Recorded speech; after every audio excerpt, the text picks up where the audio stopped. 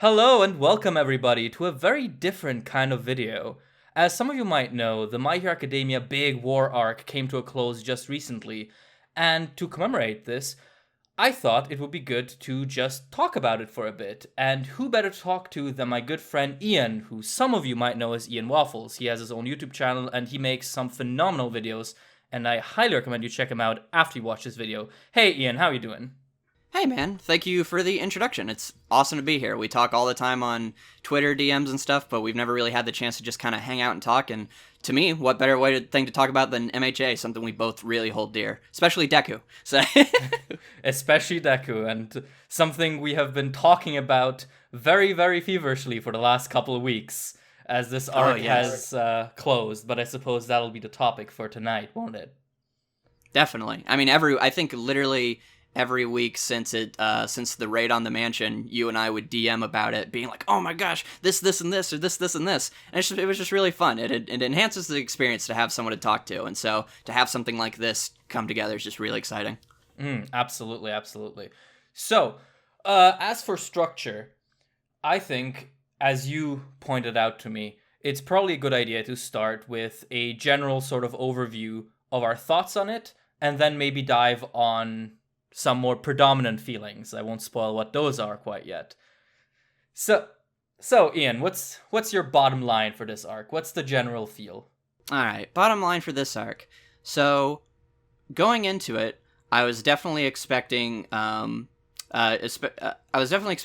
along the lines of, it felt like, okay, we've been building up Shigaraki, we've been building up the League of Villains, so we need to kind of see them come out in terms of like just being the villain force. They finally gathered an army, all the characters went through MVA and established themselves, and meanwhile the kids were going through joint training and enhancing their abilities, Deku's going along his way, and so for me, all I wanted to see was just, I felt like Horikoshi has spent so long, he spent over 200 chapters building up these amazing characters, like some of my favorite characters in fiction, and I just wanted to see those characters capitalized on and expressing the emotions that I love about them, either the heroism or their response to heroism. That's the main thing that I get out of MHA.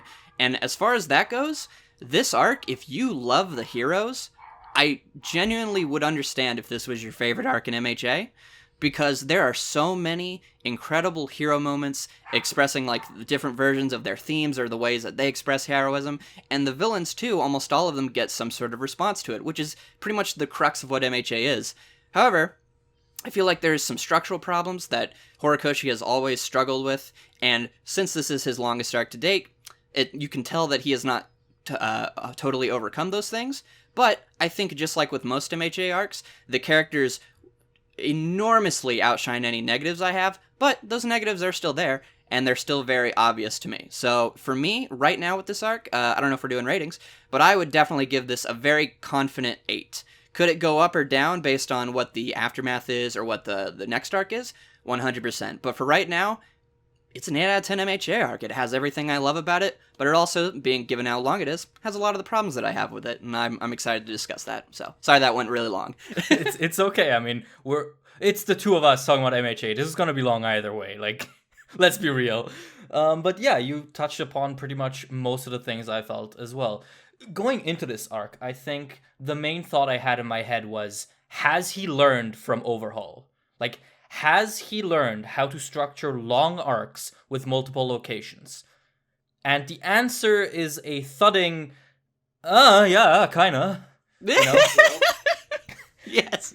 Because because I think what really characterizes this arc is its immense relevance to MHA's themes and its general plot. And because of that relevance, it carries a lot of weight with it. And with that weight comes, of course, a big kind of focus that we must put on what does it do and how does it do it. And in my opinion, I think the arc did most of what it set out to do perfectly well. Like, most of the characters are treated exactly how I wanted them to be treated. Most of the moments and payoffs we ended up getting were fantastic. Yeah, I would say some of the best moments for a lot of these characters, at least or some of their best moments, you know? Oh yeah, definitely. I would say the peaks this arc hits are the highest peaks MHA has hit. Like, I wouldn't say that, you know, there are no other highest peaks in other arcs, but this arc definitely had a very high concentration of them, if you know what I mean. Yes.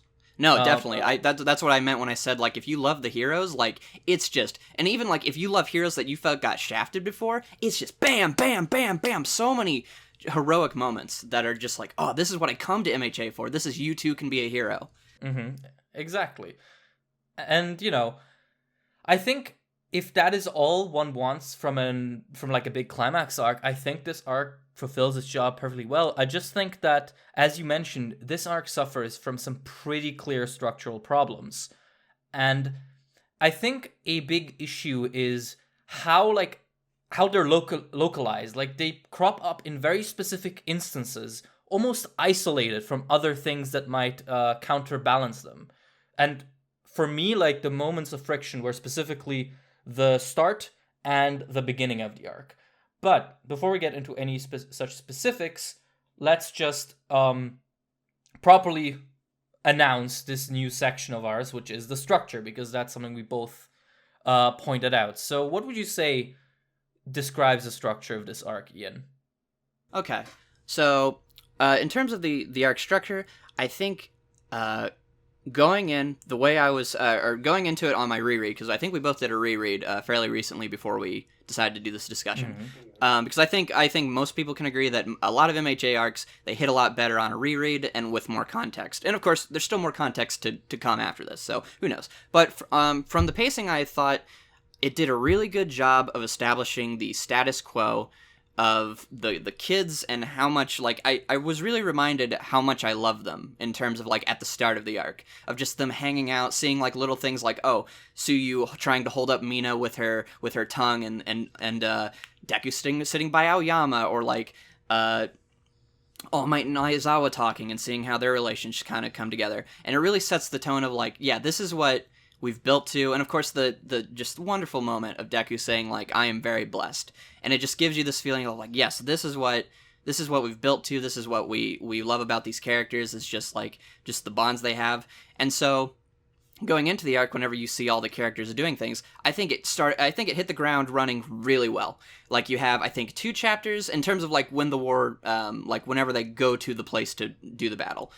Because there's the Aizawa stuff in the start, and then there's the potluck, and then we start the war.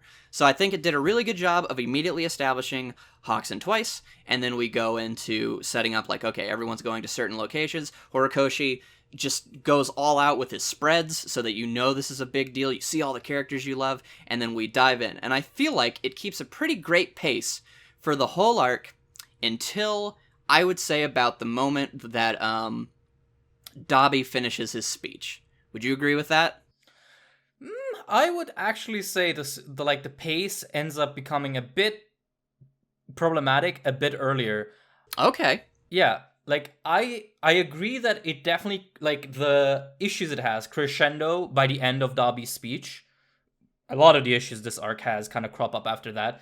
Yes. But I do think the pacing started becoming a bit, I don't want to say exhausting, already, like, maybe a chapter into the Shigaraki and Deku fight.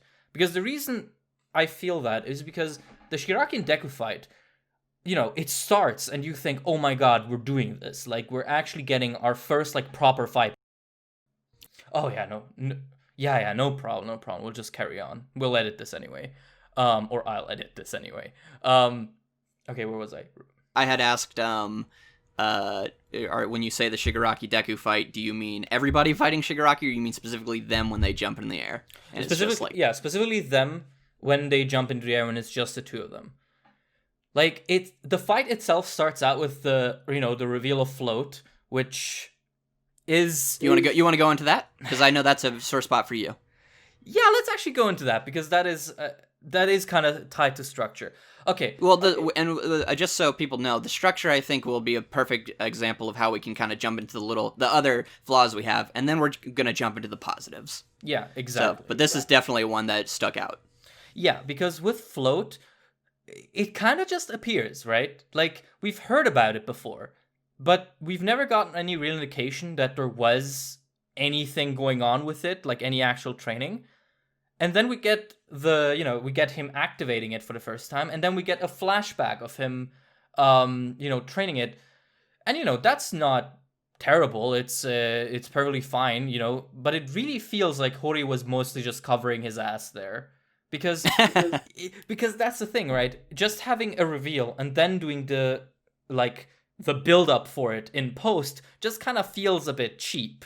And it's really weird because Hori used to be known as the training arc man. But now, and you'll hear this a lot in this video probably, he seems to completely just ignore training. It's so weird. Yeah, I think that, I have no clue how the Japanese fan base thought of the joint training arc. Honestly, I would kind of assume they probably liked it because they're more on the hero side in terms of just, they like hanging out with the characters.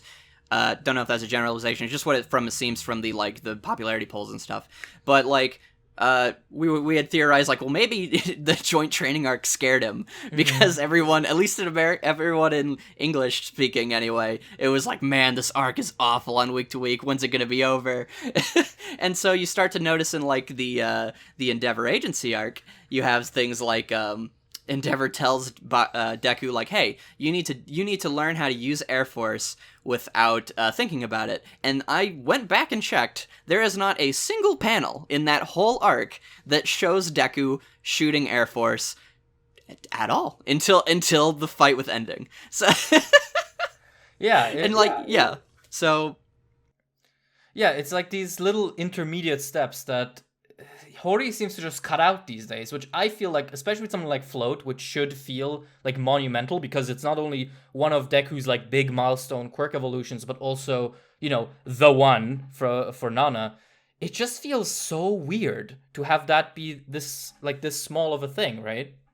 And here's what I will say. I'll disagree with you that I think that it's him covering up. I think it's a different issue. I think he, from what I can tell, it seems like everything in this arc that people have a lot of problems with was planned. For example, we won't go into it yet, but I know we both have a problem with the Mirio reveal. But as I pointed out to you when it happened, as soon as I saw that one image at the start of the arc where you see Aries Horn Trunk, I'm like, Mirio's probably back. Because that's Horikoshi, that's how he does things. He has a lot of really good visual storytelling. And the reason I think that Float is not him covering it up is because he starts the arc with them saying, hey, you're gonna get Float. And then what does he do? And then what do we constantly see him doing this whole arc, though? It's a lot of surprises. So you have the Dabi surprise. You have the compressed backstory surprise. You have the Mirio surprise. You have Shigaraki, you have the All for One surprise of him being in there. So I definitely think this is actually a consequence less of him being oh crap, I didn't do this right, to I think it's he planned it out, but I think he's going more for that shock value, which is a different issue of you didn't used to do this, know? And I feel like that's something that you find all throughout the ending of this arc, and I think it started with Float. Because the reason I would say that I don't think it's covering up is because the Float flashback is way more focused on Bakugo and his thoughts on Deku. And that flashback for him does seem like it would make sense to put it here now. But tying it in with Float, to me, seems like the point of it was so you get that page where he's in the air and it's boom, Float, and you see all the black tendrils and they're holding up all the characters. It's haha, that's Nana Shimura's quirk. And I just don't, I don't think MHA, that's not what I value in MHA. That's what I love so much about the progression of Deku is that it's so incremental. The fact that, it's a meme or whatever, but the fact that he learns oh, I can use my legs and I can train with Ida and I can do these things. That feels really important for a character who starts with nothing. So when you have these big gaps, it just feels okay, so I guess, and here's the thing, he did it the same thing too with 45%.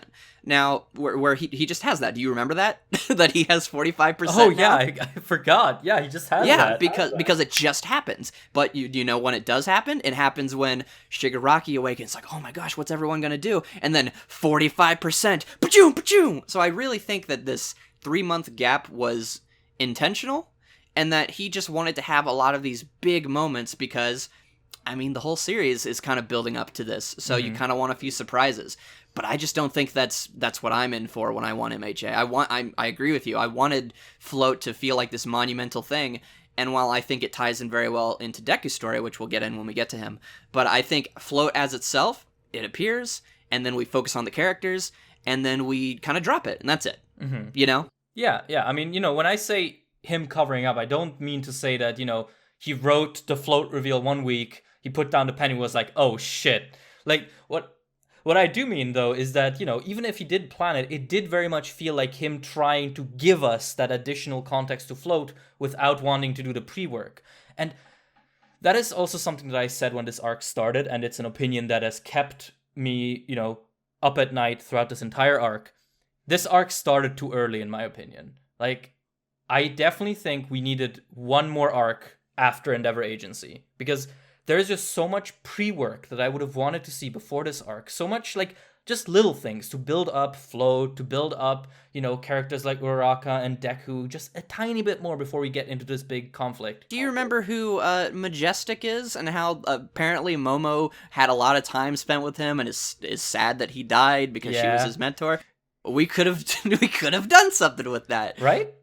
And of course, Horikoshi could always go back and, like, when Momo's weeping, give us, like, a few pages. But it's gonna be exactly like this, where it's like, no, it's after the fact, and that's not how you should do it. You should, because the way you're manipulating the audience emotions, and I mean manipulating in, like, general storytelling, like the way you're guiding them, I'll say that. Guiding sounds better. The way you're guiding the character's emotions is the person dies, in this scenario with, like, Majestic. Majestic comes in, we're like, who's this guy?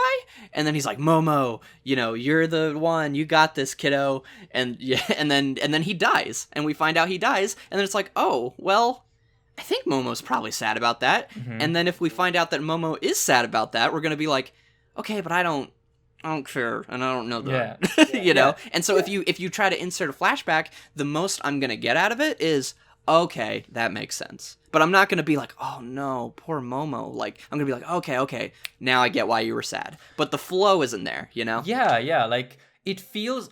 Like, here's the thing, right? When you have a shock reveal like this, and then you put the explanation afterwards, what it feels like to me, it feels like checking off a list of, okay, I need to do this and this and this for this moment to work. And as you said, what we get out of this is, oh, that makes sense. But it feels kind of sterile. It feels like devoid of that sort of emotional component. Because, if we had spent, let's say we had an additional arc before the war and, after Endeavor Agency, and it's just, seeing what the other kids are up to, right? Like, very... Give me, like, 5 chapters, honestly. I really think he could do it. Yeah. And we get, Momo and Majestic hanging out. And it's, like, nothing big, but we get that pre-established note of, Majestic being a mentor and having whatever character traits, because obviously I don't know what character traits he had because he's fucking dead. Yeah, I have zero understanding other than that he likes Momo. Well, I like Momo, so you're boring. Yeah.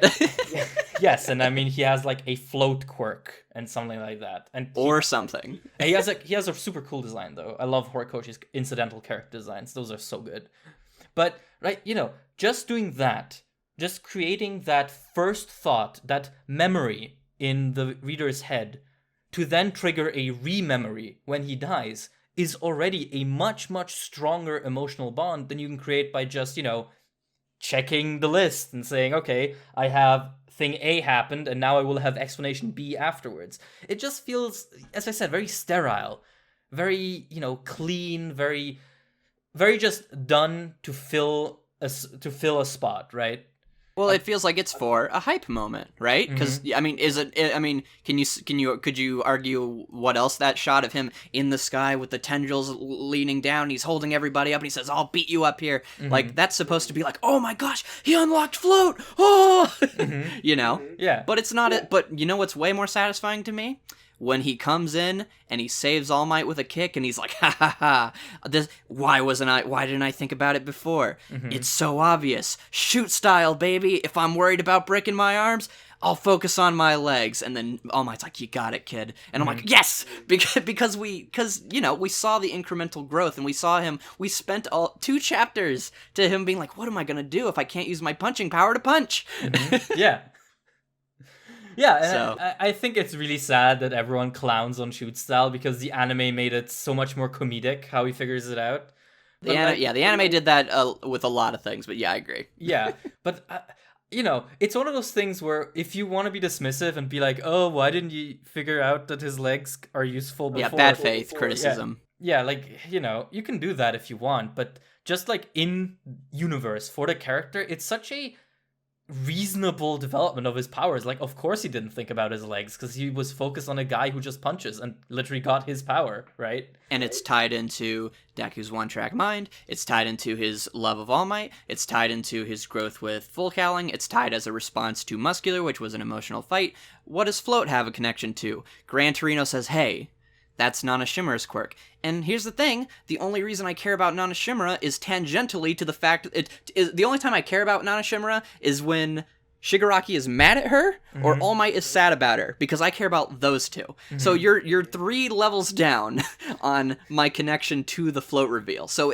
all it can literally have is, whoa, he's using Float, guys. But it doesn't feel like a payoff. It's a surprise, right? Yeah. So, yeah. Although I will say, Float led to, Gran Torino thinking about Nana Shimura, and that led to my actual favorite moment of this arc, which was us, like, mega braining it in the DMs, trying to, like, trying to piece together that Gran Torino is actually Shigaraki's granddad, which actually he might still be, honestly. We still don't know. He's alive, so...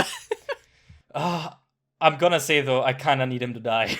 Oh, I 100% need him to die. My thing is more like, because when it happened and he, like, I'll get through this real quick because we'll talk about him later, but when it happened, I thought he insta-died, and I was like, okay, that to me is actually the biggest thing against the theory, because it means that, well, Horikoshi didn't spell it out, and I know it's like, things are subtle, but for reveals like that, like, if you want to get your audience to be like, oh my gosh, you have to say it to him, So I'm like, well, since he's alive... if he's gonna die, which I would assume he will, because he got night-eyed, I would assume that he has something to say. And if Deku's on his I'm gonna save Shigaraki thing, and All Might was on his I gotta save Shigaraki thing, Gran Torino can say what he said to All Might. It's like, hey kid, please don't. He's a monster. But, and for anyone who's confused, let me explain the Gran Torino theory real quick. It's just simply that the way that it's not that he hugs Nana. I've seen people dismiss it as like, oh, a girl and a guy can't just like hug each other. It's like, of course. In fact, when I saw that image, I was also like, oh, they're just, it's great that he's doing that for a friend. For me, it comes down to the chapter literally starts with Shigaraki talking about how heroes hurt their families in order to save people. Then Gran Torino responds to this idea by thinking back to Nana. Now, if he is going to die here, it seems a bit odd to me that his last moments are thinking about how another character relates to the theme of the chapter.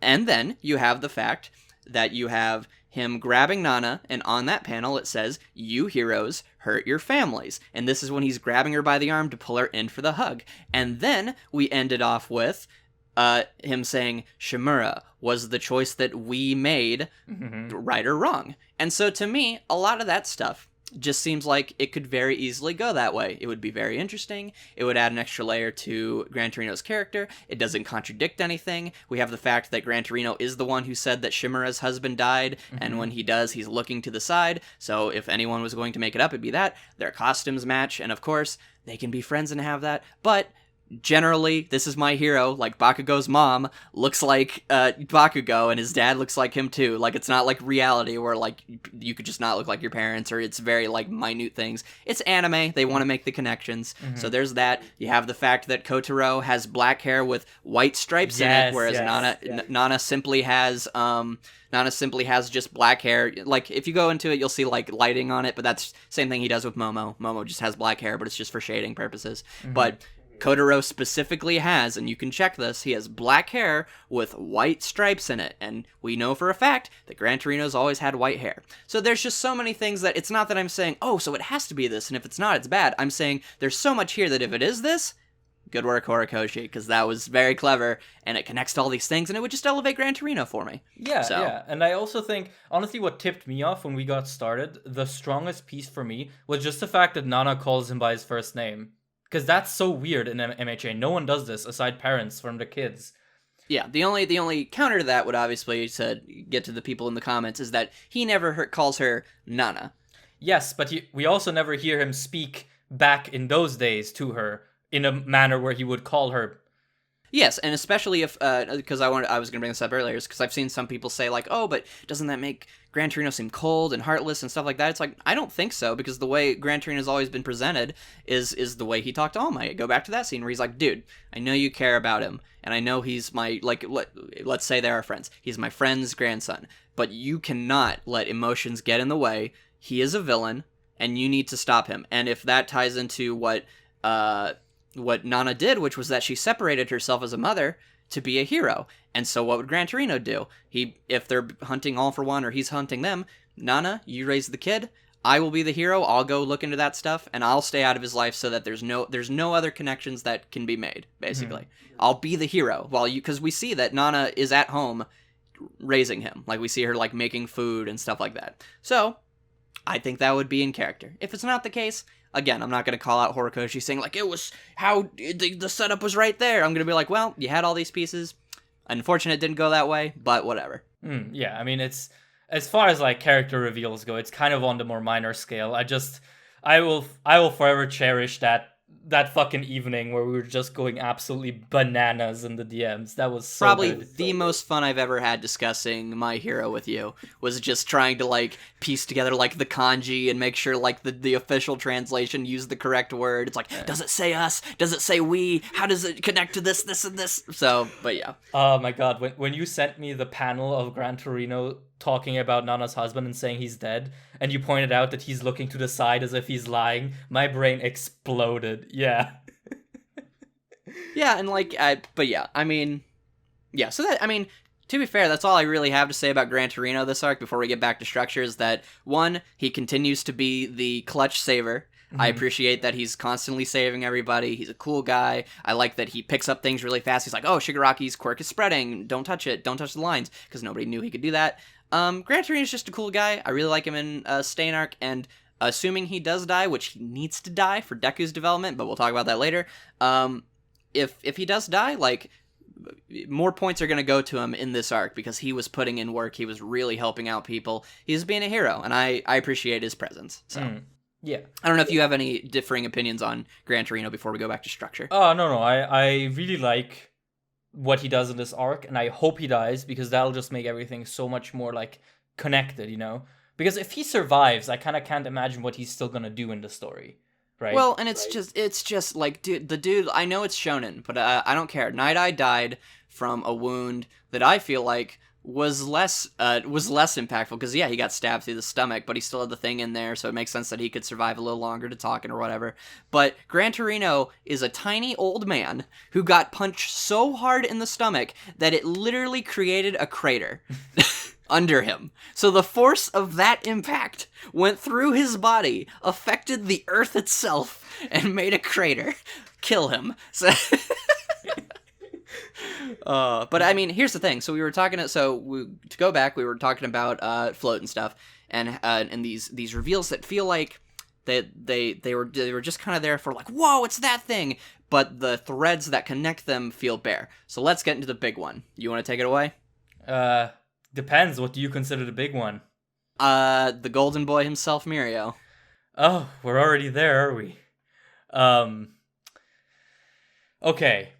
Unless there was any other starting stuff with the structure that you, or like middle stuff that you feel needed to be discussed. Like, was there anything there? I think the only thing I do want to mention is that, honestly, up until the Shigaraki fight properly gets started, I think Hori handled the multiple occasions pretty well. Like, oh yeah, between the Gunga village and the Jakku hospital, I felt the intercutting was paced really well. And that's the part, I think, where he learned the most from Overhaul. Because in Overhaul, I always felt like things seemed to cut away not too much and not too little, just at weird times.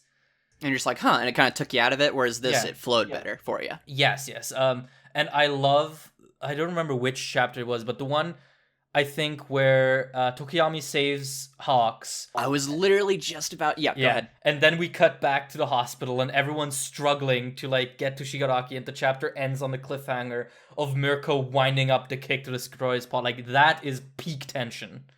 Oh, yeah. And you know, of course, because it's My Hero, you have to have a hero being like, and that's what heroes do. We never give up. And then the leg goes down. You're like, yeah, My Hero!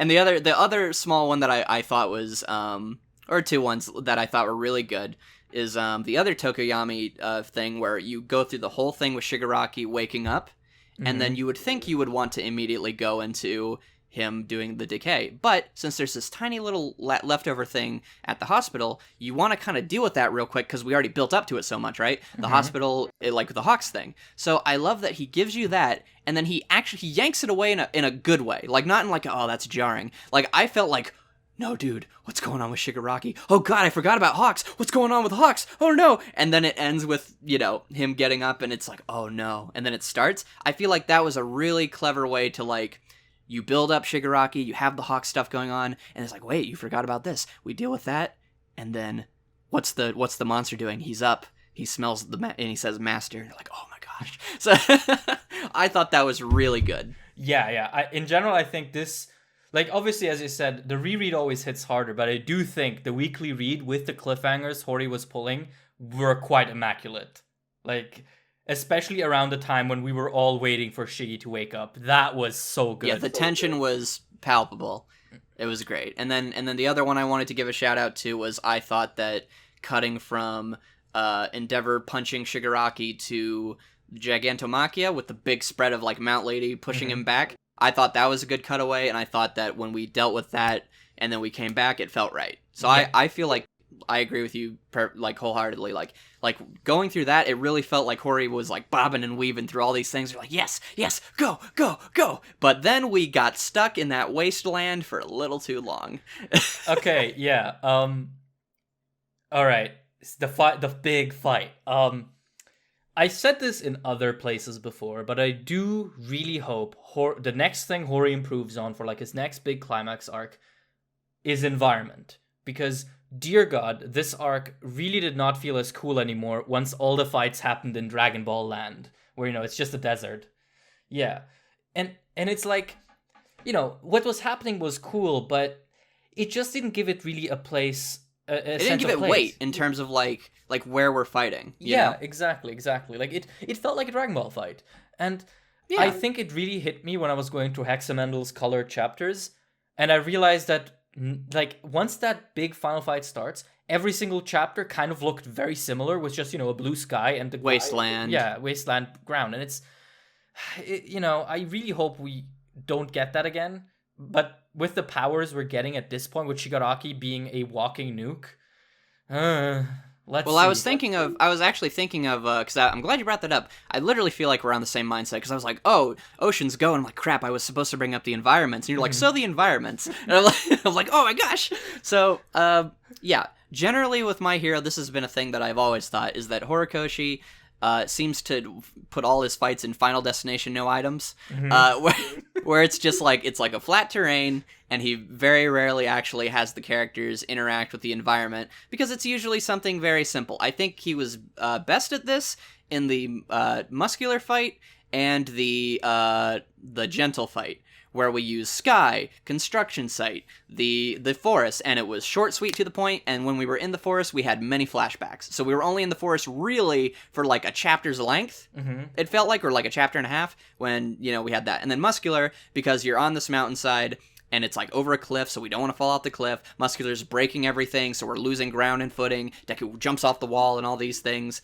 So, but I feel like generally Horikoshi has a problem with being like, okay, I'm just going to put these characters that you love, we're going to put them in a wasteland, and they're just going to talk and fight. And it's like, that is great. But when it goes on for too long, you can start to get bored at just looking at it, like where they're at. Yeah. And I felt like this was at the worst with... I actually thought the wasteland was good until after we came down from the air fight. Because think about this. You go from the mansion to the under the hospital, wasteland, back to the forest, then we get to the wasteland and finish that up, go into the sky...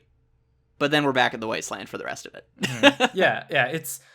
It's just annoying because like when this arc was winding up and it was becoming clear that we were going to get like a war arc kind of beat type, I thought, oh my god, are we going to get like Deku versus Shigaraki in like an abandoned town or something like that? Because that would have been cool. The atmosphere you could have gotten out of this could have been incredible, and I liked when we did get a tiny glimpse of that with Toga and Uraraka in the abandoned apartment. Like Or just like the scary basement with all the monsters and the dark lighting and the Yeah, I mean, even with Overhaul, Hori kind of went to the trouble of, just making it a very non-distinct location once the fighting started.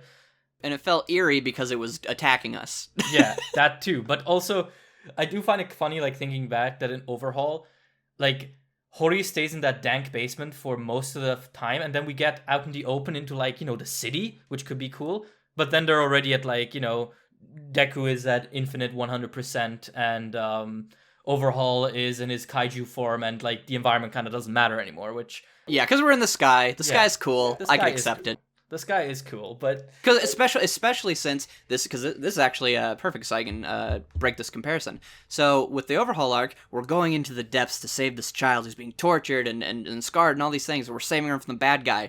And then what happens once Deku and Eri finally connect and they've saved each other, they're gonna reach out to each other? We escape the hole of darkness and we bring the villain up to us and we beat him on our turf in the sky because the sky's the limit now because we have Eri. And so it legitimately feels like the themes in the story are reacting to the environment in a way that feels like it's like, yes, we're out, and then we take him down and all that stuff, and then we slam him to the ground. It's great. So what I had thought I was like, how would I fix this? Because there'll be some people who would be like, well, what can you expect? It's the decay quirk.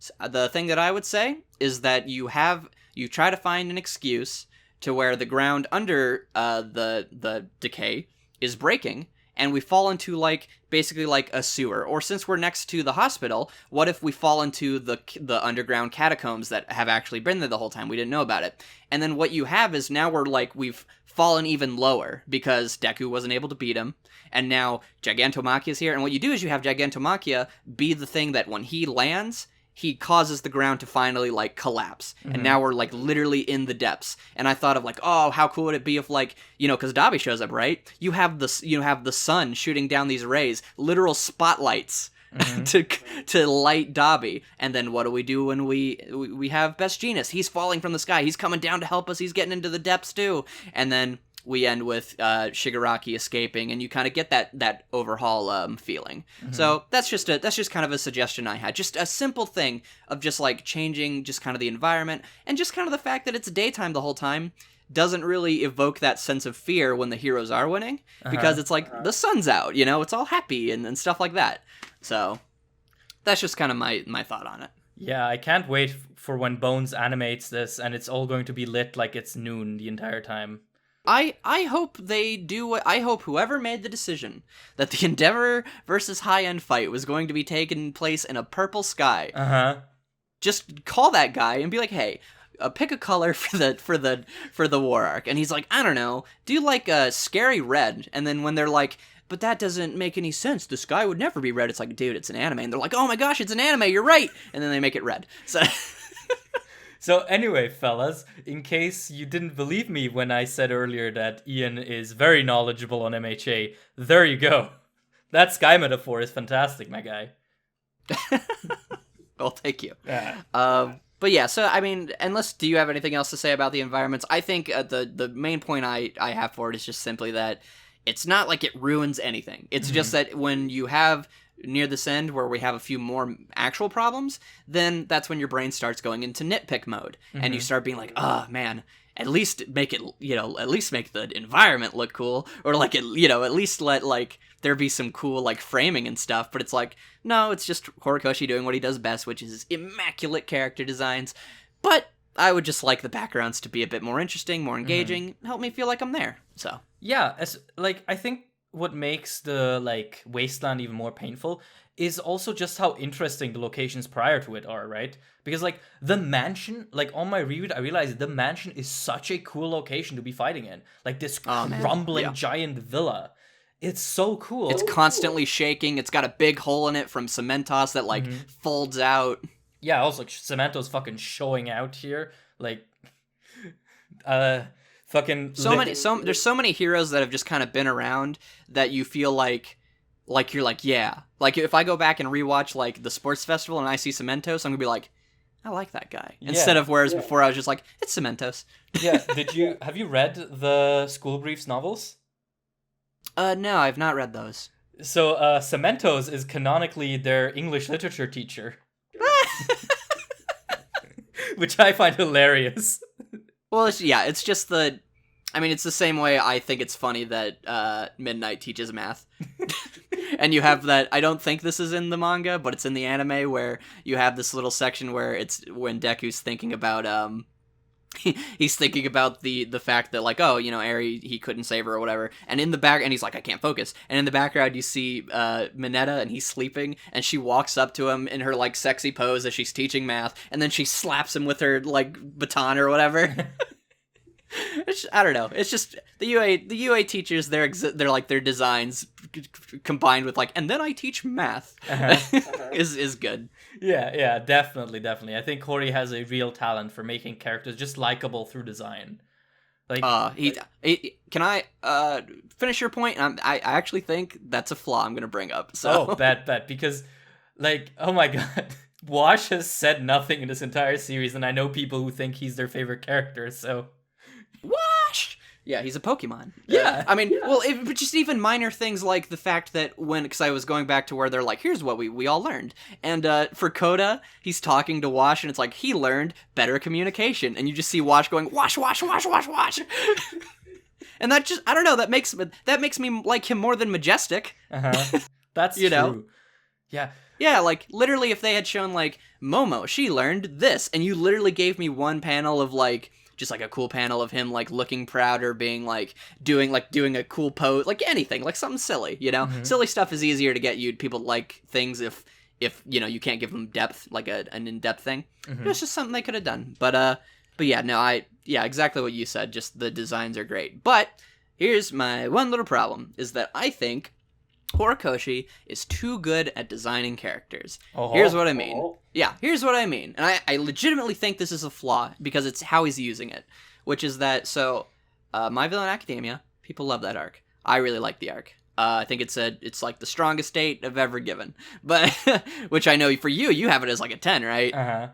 Like the best arc. So my main problem with MVA is also the structure, but the main thing that is the structural problem is that we have all these characters, and they all have these unique designs and all these powers, and when they're all on screen rushing at characters I do know, my brain just kind of glazes over, because I don't know what any of them can do, so they're just foot soldiers. But the problem is, they're very interesting looking foot soldiers. So if I do decide to pay attention, I say like, oh man, that guy is like shooting pipes off walls, or this guy is shooting like a laser beam. My brain looks at that, I'm like, oh, that's really cool, and then we never see them again. And then so it feels like Horikoshi would be better served if he would have had like, hey, brown team wears like this costume, and or like the MVA soldiers, the Liberation soldiers, they all have like this kind of uniform design, or they're all like, oh, this team has all like a design that makes you know, like, oh, they're long range. Or all of these characters have designs that make you know, like, oh, that's a brawler. Like, they're all, like, hermaphrodite characters with, like, body type differences, like Shoji or something. So I actually think there were many times in this arc where when we were seeing, like, heroes save civilians, or we were seeing, like, all the heroes rush out who I didn't know, my brain would always be like, who's that character? And then I would see their power on one panel, and then we'd go to another panel, and I'd kind of lose where I was at, and I would lose any sense of threat from these characters, because I don't know what any of them can do. So to me, they're just bodies to be murked or killed. And I feel like that kind of harms my immersion whenever I'm seeing, like, oh, this hero's going to go over and save this lady. Well, all I know is that he's a hero and he's going to try, but I don't know if, like, oh man, if I see Uraraka running over to save Tsuyu, like we do see, I know, like, dude, all she can do is float something, and a giant wall is coming at them. What does she do? And then, oh, she saves them. But when I see, like, other heroes and all these other characters, my brain just kind of, like, my eyes glaze over, and I'm just like, okay, action scene. And I don't know, it takes me out of it a little bit. So, yeah, I think, yeah. Yeah, that's a very specific problem. I will legitimately, like, if everyone was like, you're crazy, I'd be like, yeah, you're probably right. But I do feel you on that a bit. Like, I remember, this was like ages ago, back when season 1 aired, I think it was Glass Reflection who said that there is something cruel to how Horikoshi designs characters just visually, because they make you want to like to know about them. Yeah, to know about them, but most of the time you just won't. And it is interesting that has remained salient for all these years, because I do agree. I don't remember which chapter does it, but there's one chapter where we cut away from the villa, and the last shot is like that guy with the piercings coming out of an ice block, ready to fight Gang Orca. And we like never see it again. Yeah, or just, when they introduce the army, and they're like, okay, here we have the Vanguard squadrons, brown, violet, whatever. It's like there were so many cool character designs. There's so many amazing designs. Yeah. And even the ones we did see didn't actually get to do that much. Like the guy with the lightning thing. You good? Yeah, you're back. You're good. Okay, bet. Yeah, so like for example, the guy with the lightning ability, and I'm a huge sucker for lightning abilities. I thought because he had such a prominent design, I was like, okay, he's gonna have like maybe a couple of pages, maybe even a chapter where he does something. But no, he kind of just walks out, uses quirk once, and then Kaminari does a cool thing, and it's like, that's cool. Like, I'm okay with that, but your thoughts on it's all the praise goes to Kaminari, but your thoughts on the Liberation Army become more and more muddled because you're just like, okay, so he's not someone I was supposed to pay attention to. Got it. Okay, what about this person? Oh, I don't see them again. Or what about this person? Oh, well, they haven't said anything, so maybe they're not a person. And it's one of those things where it's like, now that I know, like when I was doing my reread, because I had the same feeling, I was like, oh, well, I guess that guy is gone. But on my reread, since I knew that he was gonna do something, and I knew other characters weren't gonna do things, I was actually like, yeah, Kaminari, take him down, counter him, Yeah. But on your first read through, you're just like, who's this guy? I want to know about this guy. And this is the main problem with Majestic. What if Majestic just had like a super lame-o design, and it was just like if he looked lamer, I honestly think the moment where he's like, Momo, that's my proud student, I think I would like him more, because if he looks unassuming and then he's like, that's my girl, I'm like, yeah, Majestic, yeah. But since he looks so cool, whenever you find out he died, you're like, oh, okay. Okay, but there is actually another case where I think the, random unimportant character getting a moment actually really worked, and that's Crust. Because, like, yes. I have spent less than 5 minutes of my life giving a shit about Crust.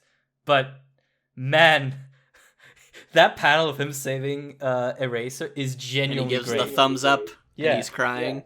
Yeah, because it's like, it's such a nice thematic reminder that heroism is, still present, even in these darkest moments. Even these other heroes that we don't know anything about, they were willing to do that. And it's not just like he didn't do it, and here's why I think it works really well. One, regardless of if you catch it, your brain did, which is that Crust is he's a chivalrous hero. He talks about how, like, when he's in the top 10, he's like, I wish I could have been there at Camino. We need to stand together. We need to work together. So your brain logs that into your head because he does it. And then later in this arc, he's like, these poor Nomu, these walking corpses, I'm so sorry. And he says, gentlemen, we need to help Mirko. And so when he comes in, and then also your brain will remember, because he gets this sick spread where he saves Present Mike so that he can go in and destroy the tank. And so you're like, thanks, Crust, you're a cool guy. And so when he dies and he's given a thumbs up and he's crying, like, that's an All Might man. Like, that's a man who he understands heroism. Yeah, especially since Hori actually draws his mouth the exact same as All Might's. And, like, the eyes, too, I think were darkened. Or, they're not darkened, but they're, like, he has a mask. Can't see pupils. Yeah, he has a mask on. So you can't see pupils. Yeah, I don't know about the eyes, but I noticed recently, if you put a picture of, like, All Might in his muscle form and Crust next to each other, you can literally see the mouth is pretty much traced, which I think is super cool. Which is great, yeah. And so, like, yeah, it you feel like, again, because I love Eraser now, which we'll talk about later, I will remember Crust more. Like, he was a cool guy. He wanted true heroes, and he was emotional dude. If he was up there with Endeavor, when Endeavor's like, you horrible beast who, burn up and be at rest, he'd be like, yes, Endeavor, put the poor soul to rest. And that's endearing. Yeah. And then I would say, to give credit to Horikoshi as well, I will say, because I think it's the best thing of this arc in terms of just, like, memes, is shout out to Exilus, who sacrificed his life so that Shigaraki could have a sick cape. Literally a blood sacrifice to the gods of drip. Yeah. It's so cool too, because Horikoshi gets so much mileage out of it. He has like him coming out and he's all robed and he's like a god who's awakened, and then it becomes like a vampire cape when it gets shredded, and then like it's like a power scaling thing of like Shiggy's dominance over the battle, because once he finally takes out Eraserhead, it's gone. So he's like, I'm here, guys. I'm all warmed up, which is what he was upset about. He's like, I'm cold. Yeah, and I think there's something to be said about how Horikoshi structures like the small things in his series. It's actually really interesting because it reminds me of a concept that is called memory and rememory, which is actually something that is often used when you describe ludonarrative, which is, narratives in video games. Which is the idea that you don't actually need a lot of narrative depth or presentation, as long as you can instill into the reader, the viewer, or the player a sort of remembrance of something they've seen before. You create the illusion of coherence and cause and effect. The example that's often given is when you're in your video game, you walk into a town and you talk about a character, you talk to a character, and then another town, another character knows that character. That is the slightest touch of world building, but you still create this connection that these two characters can interact, that they can move from town to town, that there is a sort of moving mobile population that actually exists in this world. And the way Horikoshi reminds me of that is that there are so many elements in MHA that are just presented to you and then later on are presented to you again in a different context. And Crust is a great example of that. Like, there's never an example where Crust is, the focal point of literally anything. He's barely even the focal point of his own death, right? Yeah.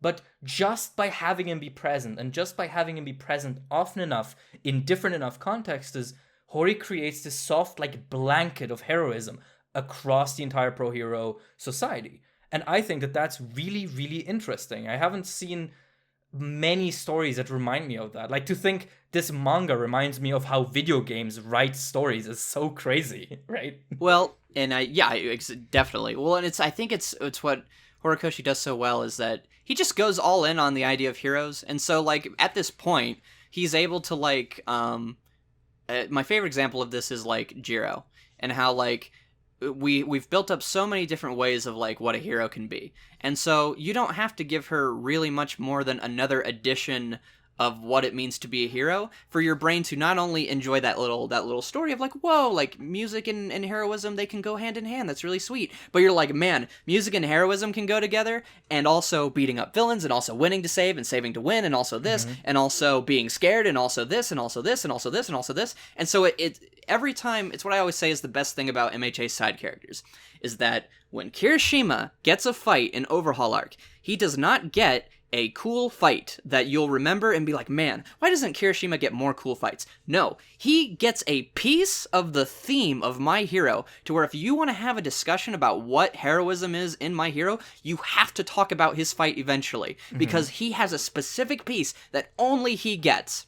And that's what I feel about with characters like Crust and all these other things. Because we have this string of webs of all these characters that build up the idea of heroism, he's another little piece that's tied into that web. So when you see that, it's like I said, there was no part where other than the line where he's like, I wish I was at Camino, there's no other part where he's like, I'm a big All Might fan, I love that guy. But you and I instantly made those connections, with the smile and the thumbs up and the way he went out and did all that stuff. Your brain instantly goes, hero save with a smile. Your brain goes to hero save, and it's what they want to do. There are true heroes, Stain. Your brain instantly goes oh man, he's a chivalrous hero, so that reminds me of Kirishima and Red Riot, maybe he liked that guy. Your brain goes to how he acted at this thing.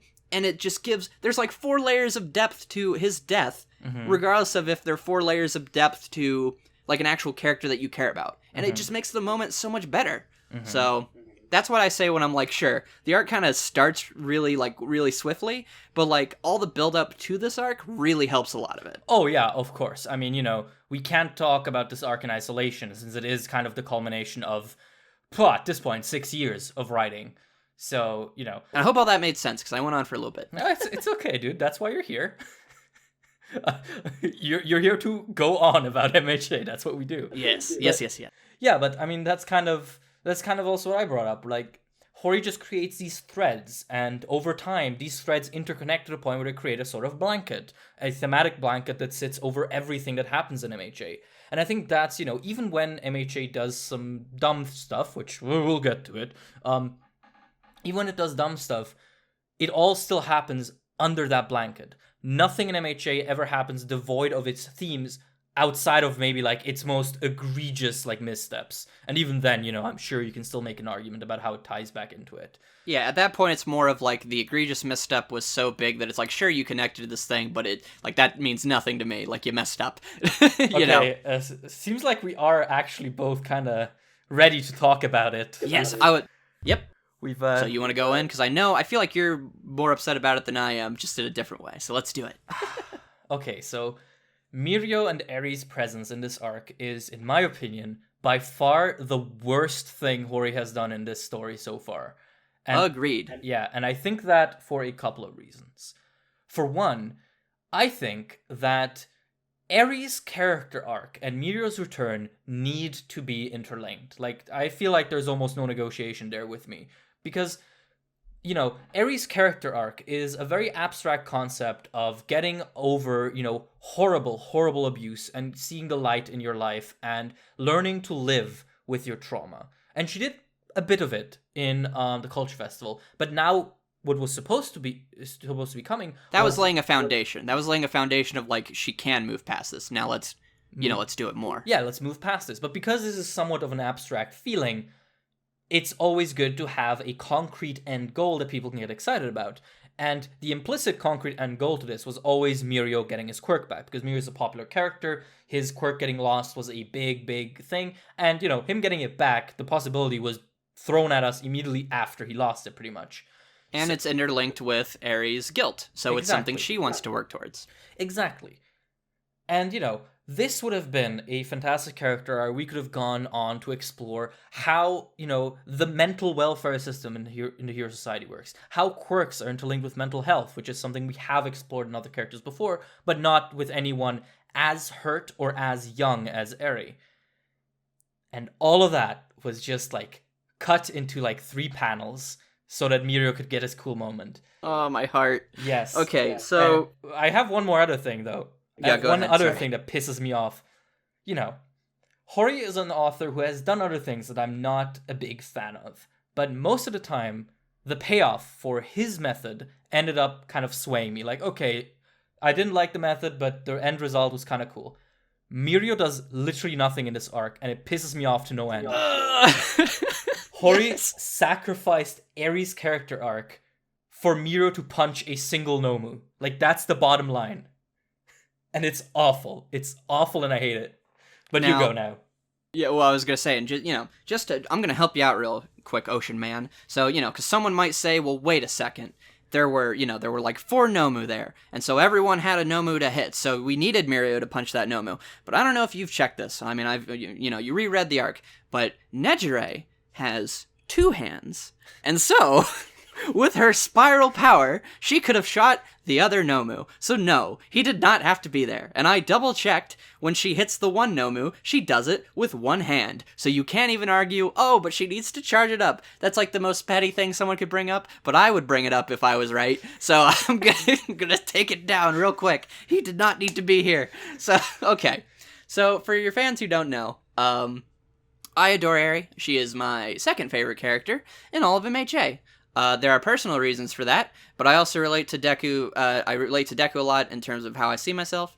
And I think peak MHA is everything having to do with Eri and Deku in the overhaul climax and the Culture Festival climax. Mm-hmm. If you're going to do what does it mean to be a hero, there is nothing better than dedicating time to this little girl and helping her through saving her physically, saving her mentally. Her quirk is incredibly relevant to the idea that Deku is a character who has to break his body in order to save others, but this time the person he's trying to save wants to save him, and so they create a perpetual motion machine to where sky's the limit, and now he no longer has any boundaries or any things to worry about, and he can go all out to save her, while she tries to save him because both of them have powers that hurt each other or hurt others, but this time it's in perfect sync.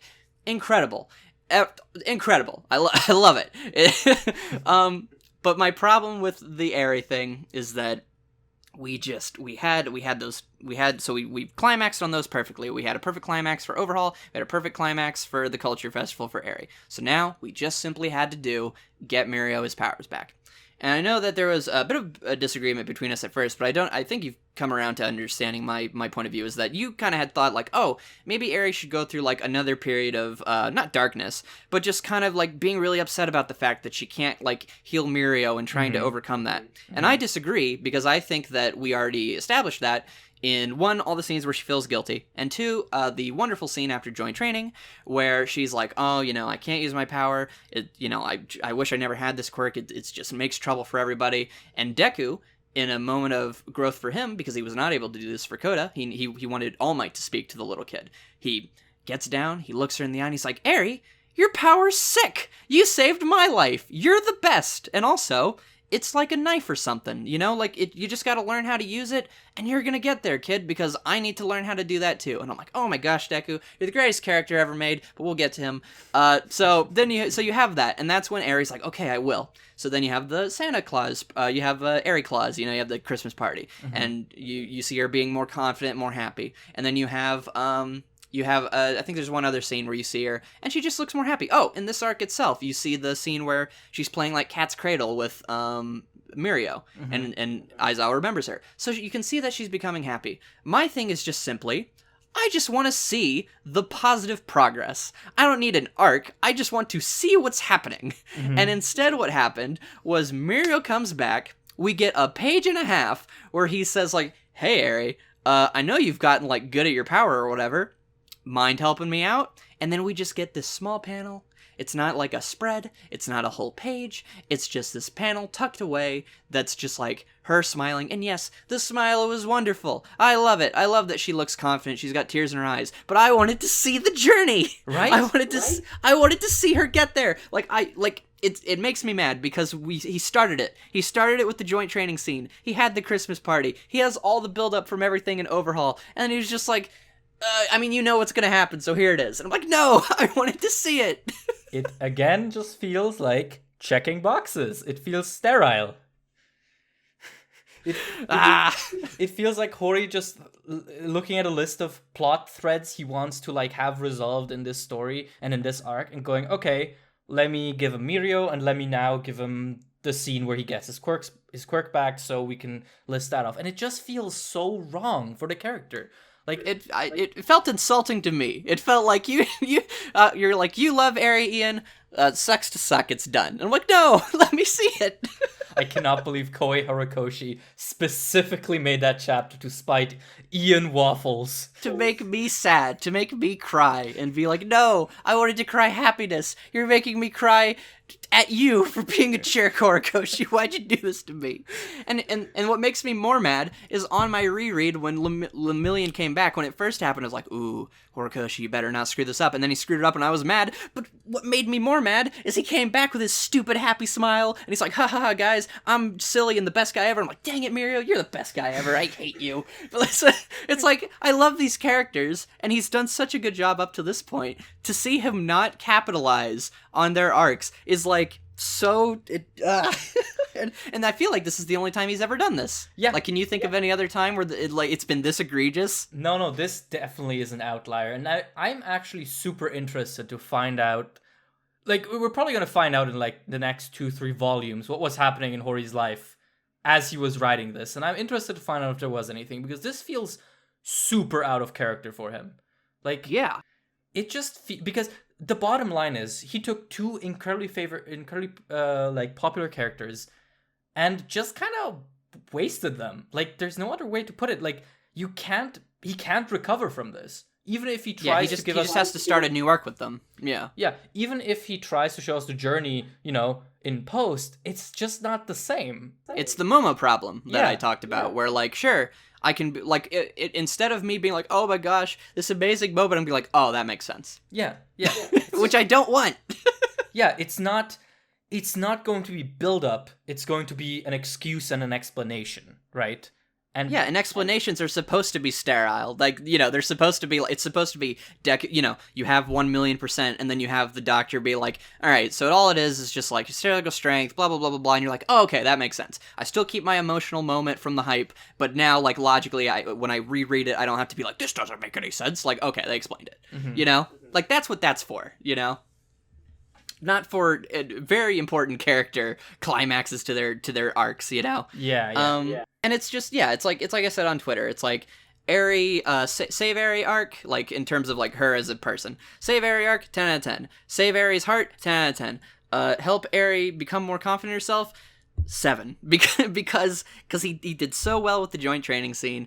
The Christmas scene was great. He just had to show it. And for anyone who's asking, like, well, how would he fit it into the chapter? Wouldn't it have been the same problem you talked about, like, where it's like going back and explaining it? This is literally all I probably would have wanted. Give me a page where all it is you have Mirio. He says, okay, I've seen your progress. Flashback in the flashback or whatever, but whatever. Flashback in the flashback. You see, and all we have to do is Eri tries to use her power and fails. And Mirio's like, oh man, she's gonna be real upset. And she goes, did you see that? Did you see? I almost got it. It's like Deku said, it's like a knife. I'm getting better. I'm making food. And he's like, haha, funny. And then, it's like, you know what, Eri, like you're gonna do it. And she smiles. Like, if you had shown me that, and then make the panel where she grabs his face, make that a spread. I honestly feel like if you would have done that, I feel like I would have been happy. I feel like I would have been like, oh, I could have done with more, but I feel like that would have bumped it 2 points. Just literally, because what I want is a story, not a checklist. It's like you said. Yeah. It feels like his return was a checklist. If you gave me a story, that little story of just like, Eri's gonna be sad. Oh, she's happy. She wants to do better. And now I've seen that you've done better. Whoa! Spread. The spread tells you this is important. But the way it was handled, with the way that Mirio comes in and he's like, well, it's not like I can do anything. And then you have Eri being a tiny panel. It genuinely feels like Horikoshi didn't think it was that important. Because if it was, you would have made it like he made the Jiro thing a spread. And that's my one holdout. Is that we've been seeing a lot that Horikoshi will go back and make scenes that he thinks he didn't do as good of a job on more impactful. Like in the original manga, the Jiro picture was just like half a page and there were panels all over it. In the manga, he made it a perfect spread. In this arc, Aizawa, whenever he's thinking about all the kids, it's just a normal page and there's a few other panels. But then in the volume, it's one big spread of just Aizawa. So if he goes back and he makes I don't even need him to extend it. I want him to. I don't think this will fix it. But this will make it at least a little better. If he at least just makes that Eri panel a spread, I can at least be like, you screwed up. I don't like it.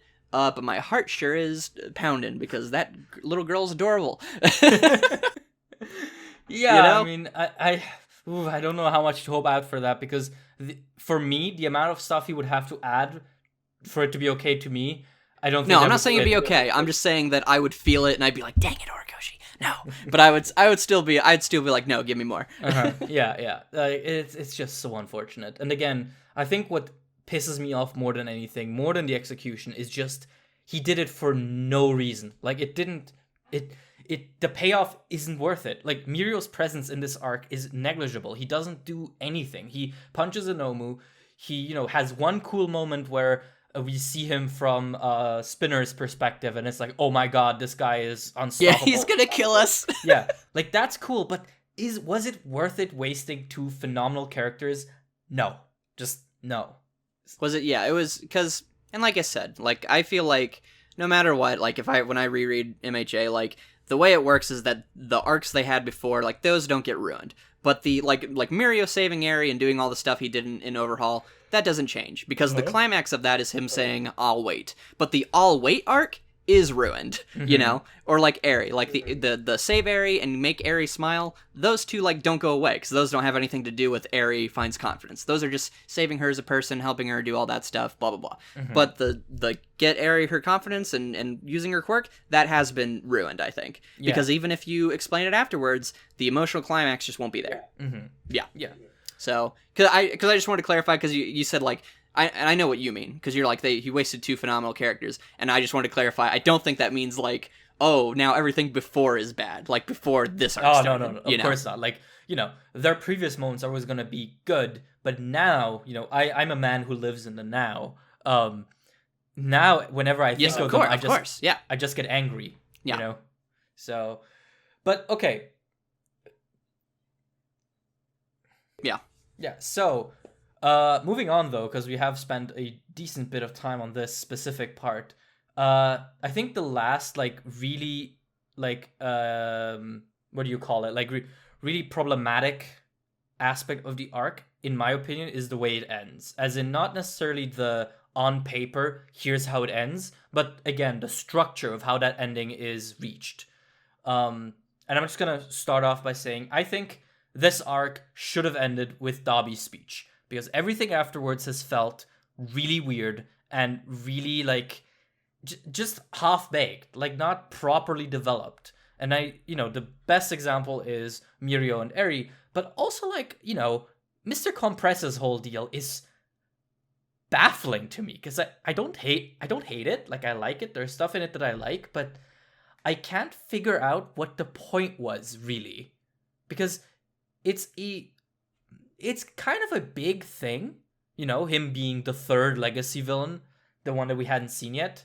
But why should I care now? Exactly. Like, right now. And then it doesn't, like, lead into anything. It's just... No. He just kind of dies.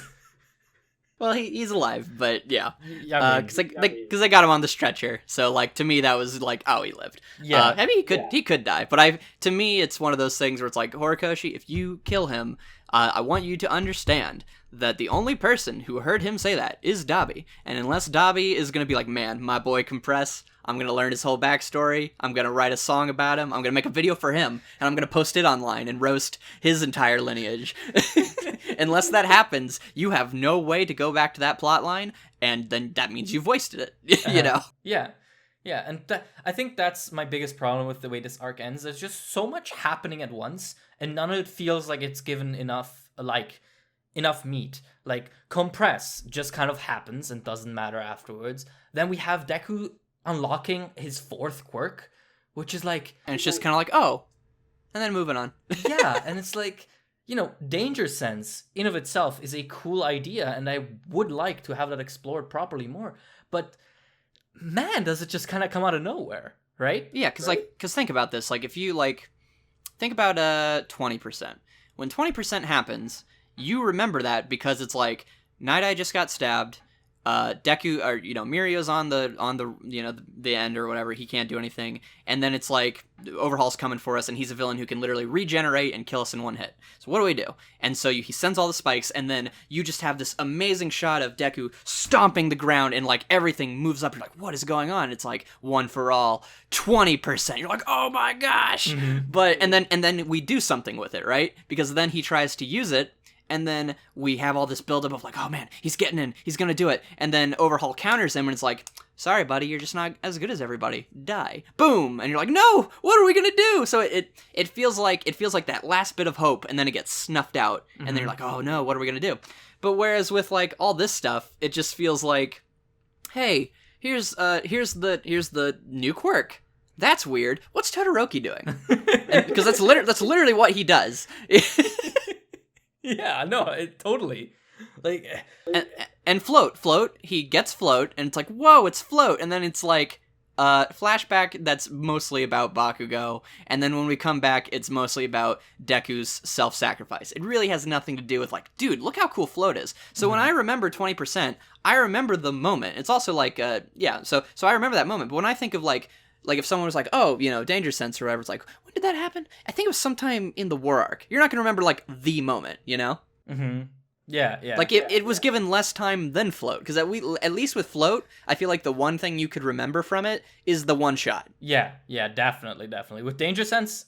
You'll remember that. Yeah, with Danger Sense, it's literally just Deku going, oh, so that's what all the headaches I've been having are. And it's like... that most people didn't catch were headaches. Yeah, and it's like, man... I've said it on multiple times on various different platforms, but I am really falling out of love with the 6 quirk reveal. Yeah, I just don't think it's used very well at this point. Like, we're halfway, right? He has 3 new quirks. We're halfway. And honestly, I can't say I've been totally satisfied with any of them. Like, no, me neither. Black Whip, I think, had the best introduction, just because it Yes. felt right. Because it focused on it, and it like Deku reacts to it being like, all my training has been worthless. I just wanted to make sure people weren't sad about me. Now everything's getting worse. Gosh, freaking dang it, no! Yeah. Like it's a big deal, you know. Yeah, But in this, it's just like you're gonna get float. He gets float. Move on. yeah, and like even Black Whip, as strong as the introduction is, I just don't like how it's handled for the most part. We just kind of skim past it. Yeah. In the Endeavor Agency because that arc is an Endeavor arc disguised as a training arc. Yeah, pretty much. That's actually spot on. Is there anything else you want to mention about structure before we move on to some more positives?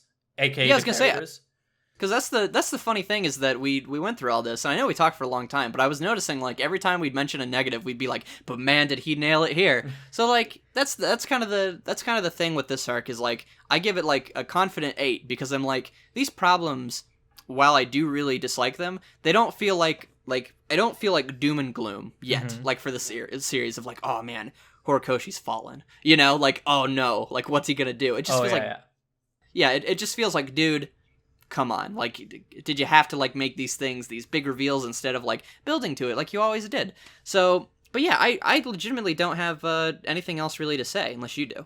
No, I think from here on out, I'm probably going to be completely positive because you mentioned everything that pissed me off. Oh wait, there's one more negative thing. Wait, for Ida. Can I just do this? Because I don't think you care one way or the other. You're the Ida man. Let's go. Yes. Okay. So Ida. Love Ida. I've always defended up till now that Ida has not been wasted because the idea with Ida is that it's similar to it's how MHA always does its characters. He rotates them out. So Ida got a whole arc dedicated to him, and not only did he get an arc though, he got a direction. So he ends the arc being like, I'm gonna do this, this, and this. I'm gonna focus on rescue. I'm gonna focus on being a better leader. I'm going to understand that people have feelings and are not robots like me. And he's gonna do that. And he's like, I'm gonna run towards saving people. And through the story, we then have Kamino. He's very integral there. If he did not stop Deku, Deku would have ran out and got killed. He's there and he also saves Todoroki as well. He's there to help them make that escape. He's there as this really nice emotional anchor. Great. Then we go to provisional license exam. He leads Aoyama. He's a leader. He, instead of back during the test where he ran away from Deku whenever the 0-pointer came, because what would a 0-pointer do for me? He gave up the idea that he would get a hero license so that he could run around the whole arena to make sure everyone got it before him.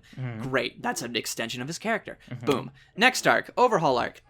Bakugo and Todoroki got sidelined. They are the two of the most popular characters. So to me, I'm just like, whenever Ida gets a scene where he's like, hey man, I'm your friend, if you need me, this, and this, and that helps Deku, and then you cap off that arc with him coming in being like, hey guys, and you give them their space, they've been emotionally traumatized or whatever, and then Deku is able to confidently say to Ida, who is worried about him, hey, I'm gonna be okay. And he's like, yes, I was worried about you. And it's great. And then finally, in Joint Training Arc, he gets a whole section dedicated to himself in that we see his power increase. You get to be like, oh man, that dude, he tore out his engines? It's like basically like tearing out nails. Oh my gosh, Ida. And then he comes in and he rules that battle. So to me, Ida has never been wasted. It's just simply that he got his arc finished before everybody else. This arc, he was wasted. And I feel like you can't argue with that, because here's what I always say about characters being wasted. You can't waste a character who's not there. So, like, you can't say, like, during the Overhaul arc, like, man, Hagakure, Invisible Girl, she was pretty wasted. She's not there, Or, like, Todoroki was pretty wasted. He's not there. There are reasons he's not there. You can want him to be there, but I feel like structurally and from a writing perspective, there's no reason to say, like, wow, they wasted that character. Here's how you waste Ida in this arc. Ida comes in. We have a section where he's like, I'm going to go and I'm going to help. He's even in that big spread where it's like, here's all the characters who are coming in to do stuff. And then what does he do? He grabs Bakugo. Oh, great. He's going to save Bakugo because he's learned that the rescue takes priority. But the plot says that Bakugo needs to stay here. So instead of running, he listens to Dabi's speech. That's not good. Well, okay, it was off panel. It's kind of something where you'll only notice it if you think about it. So, okay, but he's going to do something. He's going to save someone, right? What does he do? He puts Bakugo down, and then he goes to kick a Nomu instead of saving someone. Don't like that really well. And then he's like, Bakugo, didn't I say not to move? It's like, idiot, you were supposed to go and save him. And then you finish off the thing with him in the background fighting high-end Nomus. and then it's just over. And then that was what he did. Ida showed up. He was in the cool spread. He had a cool shot where he like T-posed or he dabbed. He dabbed whenever he came in to save Todoroki. Love it. Love you, Ida. But otherwise, it's the Mirio effect. He comes in and you're like, oh my gosh, he's gonna do stuff. And he doesn't do anything. He doesn't do anything but fight monsters that none of us care about. Yeah, I definitely agree there. And in a moment, that's a Bakugo moment, by the way. Like, that spread is about Bakugo, and then everyone else is there to be like, yeah, heroes. But that's not about Ida. So I 100% think that Ida was wasted this arc. I think he got the girls in overhaul treatment. You know? Yeah, I have to concur because honestly, when you said you wanted to talk about Ida in this arc, I couldn't even remember what he did. So, and I reread the arc today. What he did was disappoint me. And I still love the guy, but it made me really sad that, like, dang, enjoy, like, for now, because you're, like you said, it's in the moment. For now, if I go back and reread Joint Training, it's still gonna be great. But when I read it earlier this month, I was like, man, I can't wait till in the war arc, whenever this pays off of him being like, oh, the rescue takes priority. It didn't do that. So now whenever I read that, I'm just like, this is a cool Ida moment. I like that he's putting it to task right here, but it sucks that he doesn't do it later. And so it's not gonna feel, it's that build up thing. To me, I thought that was build up for the war arc, but it didn't go anywhere. Now, could Ida do a lot during the post-war? Of course. But in the war arc, I think you have to say that he was wasted. Yeah. After you've laid this out, I would have to agree. As I said, I don't remember him at all in this arc, which probably is as strong of a statement as I can give. Yeah. Okay, so let's move on to saying nice things about Hori again. Do you want to go? Heck yeah. Yeah, so actually, so I made a tier list, and I don't know if you want to put it in the video at any point, but I made a tier list for me personally of, like, all the characters who, not cameos, so, like, Eri doesn't count, or, like, Mushroom Girl, characters who were just like, oh, they're there. But, like, characters who actually did something and had any amount of focus, I made a tier list of, like, how much I enjoyed their presence. So we have, like, S tier, which is, like, above and beyond my expectations. I never thought they would do this. We have the A tier, which is, like, they're awesome and they resonate. It's like, oh my gosh, this is why I love MHA. You have B tier, which is I salute you, which means that, dang, that character did a good. I like that character. C tier, which is they did their job, which is basically just, like, they exist in the arc, they didn't offend me or anything because I know, like, what else were they gonna do? And, you know, when I see him, I'm like, hey, it's that guy. But, you know, no strong feelings one way or the other. And then D tier, which is housed by Mirio and Ida, which is why are you here? Okay, so if you can send it to me real quick so I can look at it while we talk, that'd be also great. Okay, so there's the list. I sent it to you. So, and I think you said for the most part you agree, aside from, like, one person. And again, the way this is organized, it's not like, oh, Mina is my favorite B tier character. These are just the characters as I saw them. Yeah. So okay, so let's start with C tier. So Gigantomachia. I know he's not really like a person, obviously, but I thought Horikoshi did a really good job of paying off the introduction we had with him during Overhaul, where he destroys a mountain. When you see, like, that rip he's making through the cities, you see all the people, especially in the most recent chapter, 296, when you see all the people crushed under rubble and all these things, when you see him, like, in the background is, like, Uraraka and Tsuyu are trying to save people, when you see, like, during the Toga fight, like, you always see, like, rumble, like, in these dark rooms, it's like, oh man, like, he's shaking the ground. Like, when he's on screen, he has a presence. And I also just really like that, like, the goofier aspect of it, like when he falls into the Mudman's, the hole or whatever, and he's like, ooh, and he just looks a bit scared for a sec, like, oh, what's happening? Yeah, totally. And I do think Gigantomachia, I kind of don't even look at him as a character anymore. I look at him as, like, a tension tool, because those panels, the ones that we got about him rummaging through cities, some of them were harrowing. Like the double spread of, like, just a quiet city with him in the background approaching. That was some good shit. And I really think Hori did capitalize very well on, like, that aspect of him, of this calamity. Like, I think C did their job, is perfectly adequate for him, because really, I didn't need any characterization out of him. Like, I don't really care much if we get something down the line where he's like, I don't know, Crimson Riot or whatever. He's Crimson Riot. Yeah. Like, if that happens, that'll be cool. But for now, he did his job, and I'm perfectly happy with him. He's a good boy.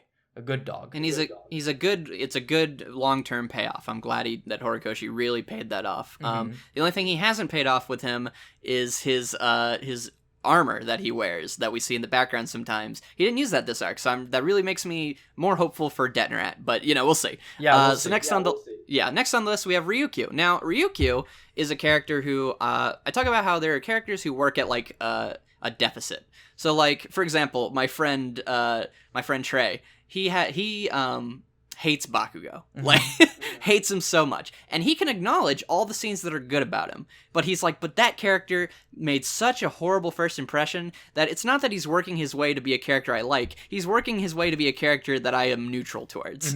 And so I feel like that happens a lot with characters where, like, with MHA's characters of like, oh, it's this character, oh, their design is so cool, what are they going to do? And then they do nothing. I feel like Ryukyu had that during the Overhaul arc, where I went from being like, oh, who's this dragon lady? She's just kind of around, she didn't really do anything, there's nothing that memorable. But this arc, I genuinely thought it boosted her back up to, hey, when I see Ryukyu, and I like reread like the top 10, I'm going to be like, hey, good for Ryukyu. Because she is responsible for Aizawa knowing to cut off his leg.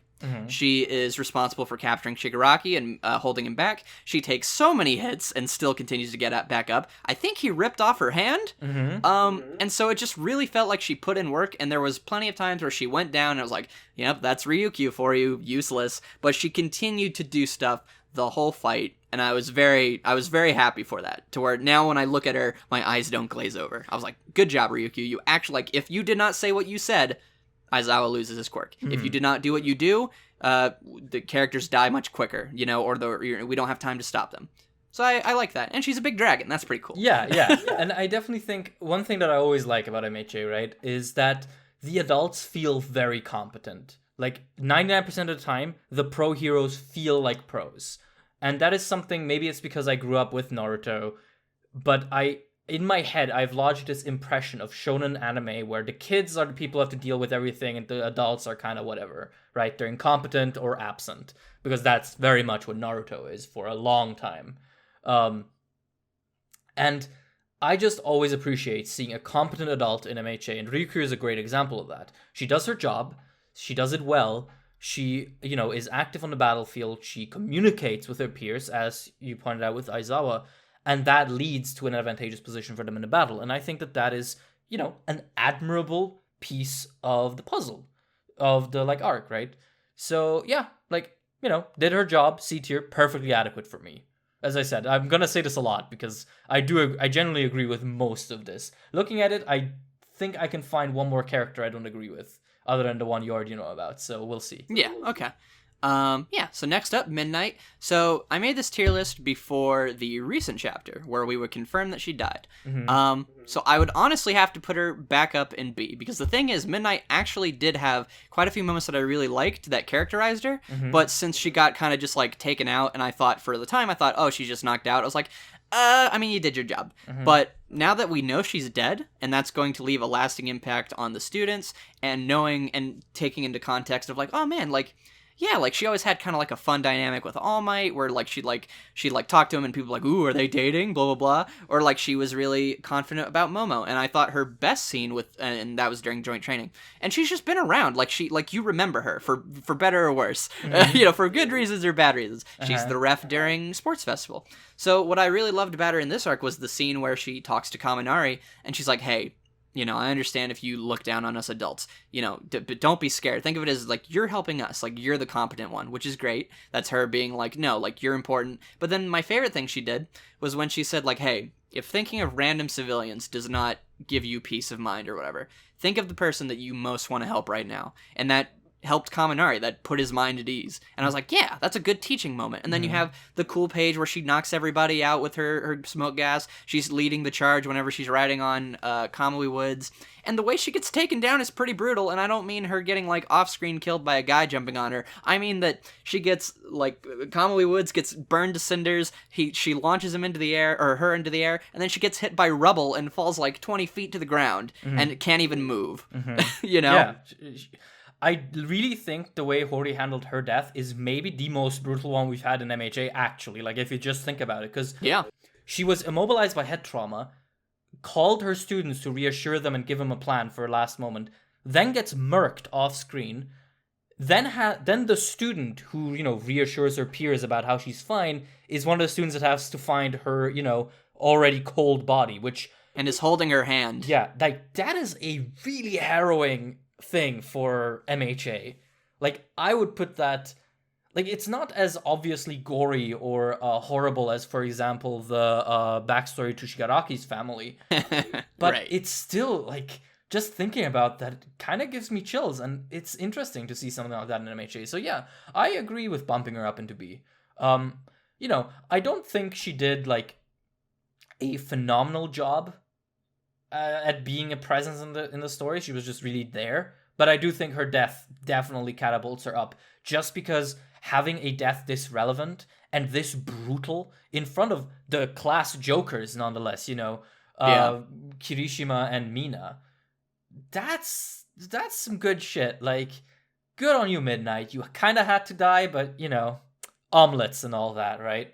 Yeah, exactly. And, I think that, I'm definitely gonna, when I do a reread of the whole series, I think I will be paying attention to her more. And I'm gonna see, because I know people who genuinely do like her. Like, I think I said on Twitter, like, nobody really cares about Midnight for any, wholesome reasons.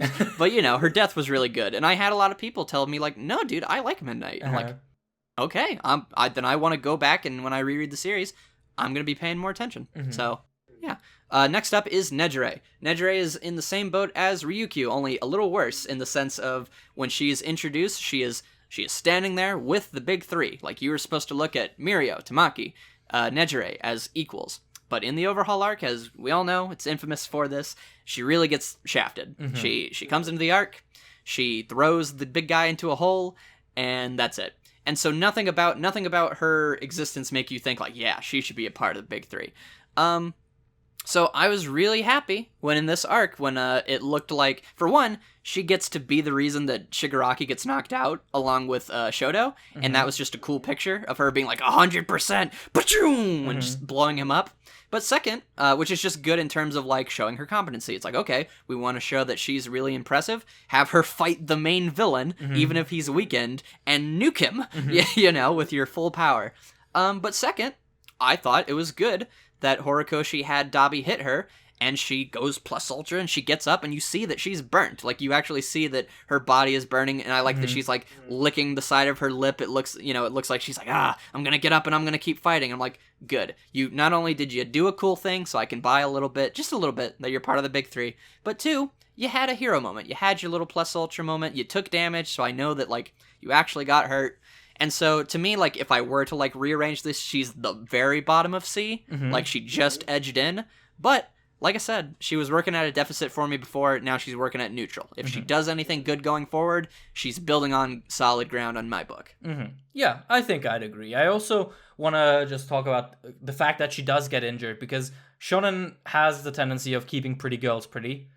So I do like that she gets injured and she stays injured, and you can visibly see that she is not looking good, but that she's, fighting. She's gritting her teeth. She's actually, putting in the work. I think that's really good from Hori's part, and I think it's, even better considering how hard she got shafted in overhaul. So yeah, I definitely agree with all. And I also think that this is a sign of, or not this, but something in the recent volume. I think it's like at the very last page, it has like is it Mount Lady or someone else? Oh, or maybe he put up a picture, but it was something like, what's going to happen to... tune in next volume to see what happens to Nejire's hair and her cheek.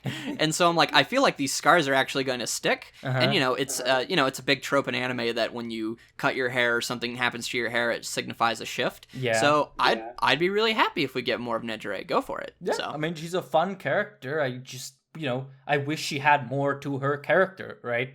Like... I think Gran Torino we've already covered mostly, yeah. Covered perfectly, yep, so we can skip him. Actually, I want you to talk about this next character, because I know that you found kind of a new appreciation for him. Yeah, so Spinner. Yeah. Spinner really doesn't do much this arc, which is emblematic of his whole position in the story. He doesn't do much, but every time he opens his mouth, and especially in this reread, I noticed, I just like him. Like, something about him is endearing. He's just such a weird cosplaying loser, with an absolute garbage quirk. But he's trying, goddammit. And, it's clear that he is not convinced of what is happening. He's not convinced of, Shigaraki's position anymore. But he knows that if he lets go of that, if he lets go of his belief in Shigaraki, he has nothing left. And so he holds on to that, and I think that that's just cool. That's interesting. And it's kind of admirable that, here where we have Dabi and Endeavor summoning the sun, and Shigaraki decaying the ground itself, you just have this dumb gecko guy who's like, I'm doing my best, guys. Like, I just love that. And, I don't think I'd put him any higher than C. Maybe B on this reread, now that I've kind of come to like him a bit more. But, like, I can just appreciate him, right? Like, he did his job. He's cool. I find him kind of endearing now. Plus, I have during this pandemic very much dumped myself into the rabbit hole of like reptiles, so he gets bonus points from that. Yeah. And I just hope we kind of see more of him, because he does carry a lot of cool potential with him. His quirk could be really cool if it's elaborated on a bit more. And of course, the racism thing is pretty interesting, which unfortunately we have not seen since the beginning of MVA, which is kind of a shame, but we'll see. For now, I think so continue. No, I was just going to say, for now, I think he's where he belongs. Did their job. Perhaps I salute you, depending on how I feel that day. So, yeah. Yeah, for me with Spinner, I have loved him since his introduction with his stupid sword. That was the moment I knew he was a cringe lord and I was in love with him. Uh-huh. And also just the fact that he saves Deku, and he's like, no, I am sticking to my beliefs. And I love that MVA contextualized those beliefs, that he is an empty person who latches onto anything and will give his all because he just wants to feel something. He just wants to have a purpose, and he just wants to feel like that, that someone out there has inspired him enough, and he will give his all to that person. And I just really like how much he genuinely seems to care about the League, and that doesn't seem to be fake. Mm-hmm. Like, I don't think that, for example, if he were to meet Stain, that he would so easily switch, because I think he's finally found connections and things that aren't just ideas. Mm-hmm. And I just really like that. So in this arc, when he talks to Toga, or when he's, whenever he's just like, ha ha ha, we could go underground and we could win, and Compress is like, oh, we can't do that, we die. He's like, oh, right. Like, yeah, he's just a guy. Like, that, there's like you said, there's an endearing charm about just like some guy who, I'm just here, I'm helping as best I can, and it's good that the story never tries to prop him up as anything more. Mm-hmm. Like, the story knows that he's just a guy who's a lizard. And I love that I know for forever, people were like, no, he's gotta have a more interesting quirk. It can't just be that he's a lizard. I'm like, no, guys, he needs to just be a lizard, because that's part of the fun, is he's just a lizard man. And then they literally say, like, his quirk, Gecko, he can maybe kind of stick to walls. And I'm like, yes! Yeah, and I mean, as you said it the best way, his character is all about latching on to other people, like a gecko. So, I think that's really cool. And just with, like, lizards, where it's like you camouflage and you kind of become something, you become your surroundings. Mm-hmm. That's what he is. Mm-hmm. So, I love that. So, Spinner, he did his job. There weren't any phenomenal moments for him, but he had all these little moments of just being a cool guy, being Spinner, which I like. So he's just vibing. Right. He's just vibing, and that's why we love him. Yeah, someone had to vibe this arc, because everyone else was dying. So, all right. C tier. Now,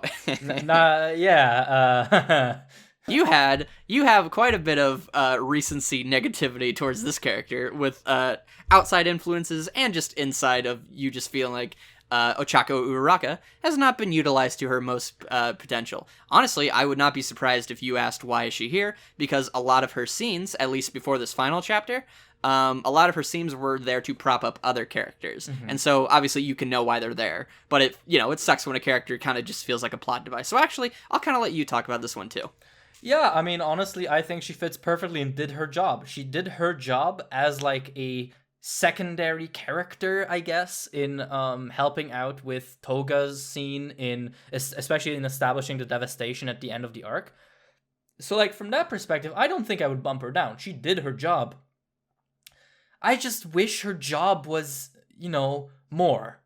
Because she is the main heroine. Like, I don't get why Hori seems to be so, like, unsure whether or not to commit to her being the main female lead, because she really, realistically is, right? she's introduced to us as, the first girl with a name, which by the rules of manga means that she is the main female heroine. And, we're 6 years into this shebang, and Hori is still flirting with the idea of whether or not to properly commit to characterizing her.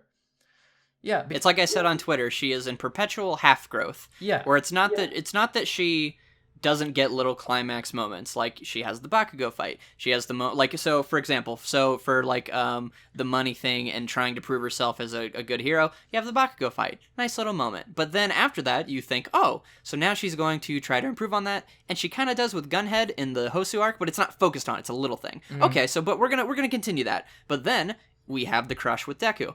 I actually think this is really cute.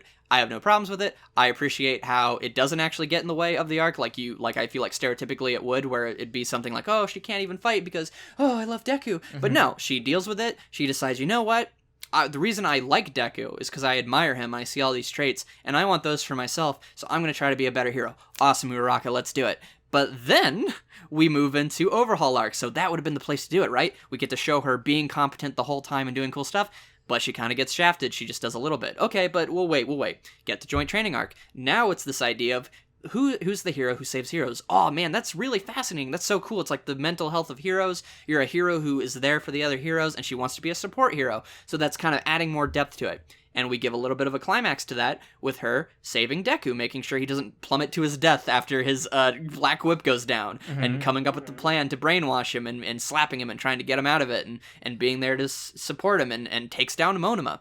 Great little moment. Okay, where's that going? Wait a sec, I've checked my watch. We're 217 chapters in. Uh-oh. And now we get to here where we focus on her again, mm-hmm. and it's for Toga development, and it's kind of being like, oh, will Uraraka want to save hero or save villains now? Ooh, but it's like Horikoshi, you haven't went all the way with these other things, you know? Mm-hmm. Yeah, it's just with her, it really feels like Hori is just adding character traits without resolving the previous ones. Like because I tweeted about this, I was like, oh, it's unfortunate that the thing about her wanting money hasn't come up in 5 years, and people were like, oh, that's been resolved. No, it hasn't. Like motherfucker, you're lying to me. It simply hasn't. It's been replaced, but that doesn't mean it's been resolved satisfyingly, because the thing is, right, in writing, if you give a character an explicit character motivation, that motivation cannot just be a one-time thing. It needs to be perpetual, because a motivation, as we understand it in writing, is a driving force that informs your actions. But Uraraka at this point has like 2 motivations that are never really mentioned in the same context together, even though they kind of should, because, she wants to earn money, but she also wants to earn heroes. How does that synergize? And one of the responses I got a lot was, well, her learning that she wants to help heroes is her looking at her desire for money and thinking that that's inadequate and then moving away from it. And it's like, that's prove it. Yeah, that's a very cool character arc you just made up in your head, because it does not happen on paper. Like, you can infer that if you want, but it's flimsy, and it's just not very elegant. And elegance, at the end of the day, is the measure by which we determine whether or not, a plot element has been executed well. If it's inelegant, why did you do it like that, right? And with Uraraka, I definitely feel that. It's just aspects thrown into each other, hoping that we forget about the ones that don't get as much shine. And it's just unfortunate. And again, I wouldn't care as much if she was just a C character, which she kind of is here in C tier, but she is the main heroine. She is part of the idiot trio. Then again, 2 out of the idiot trio kind of have not been getting a lot of shine lately. Yeah, Deku was sitting next to Aoyama at the potluck party, so... Yeah. Oh my god. Don't get me started on Aoyama, though, because I kind of hoped he was going to get relevant, but... Nope. We can't have that.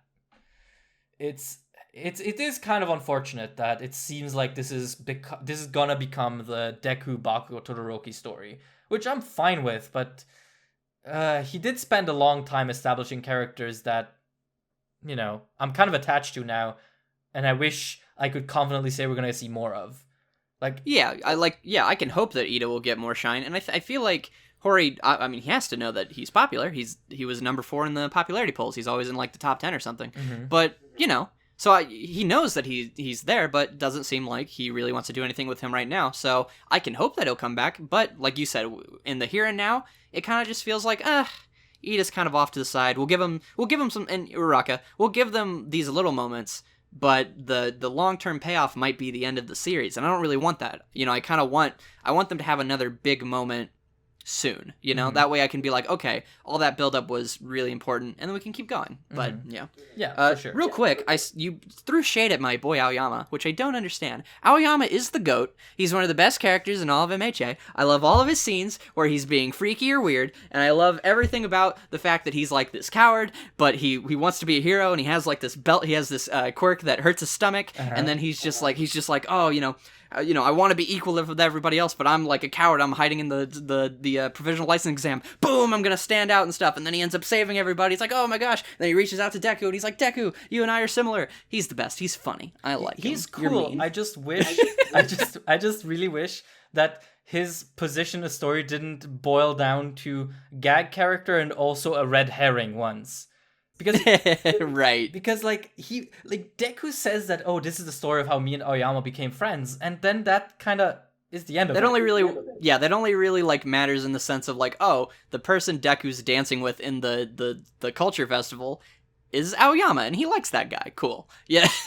Yeah, I mean, I'm not opposed to just having these small micro narratives of friendships forming in the class. I think it makes the class feel more human. You're just wondering if it's going to come back, basically. Well, that, and I also think that Aoyama's little shtick had a bit too much focus on it to just be a micro-narrative.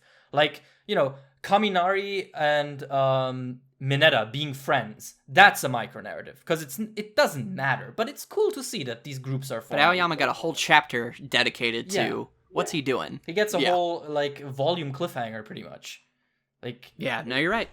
So, that's a bit, but we're talking yeah, like I said, I'm just memeing you. Like, I do love Aoyama, but, I don't care. if you're like, I want more from him. Don't worry, I didn't think I was getting attacked here. Don't worry.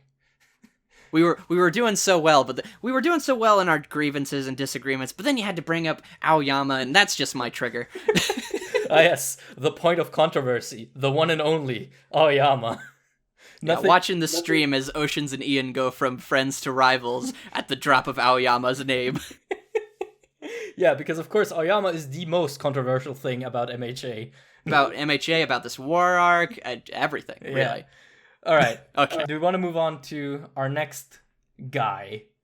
Yeah, let's go to that guy. Do you want me to do it or you? You can do it. I think I talked a lot about Uraraka.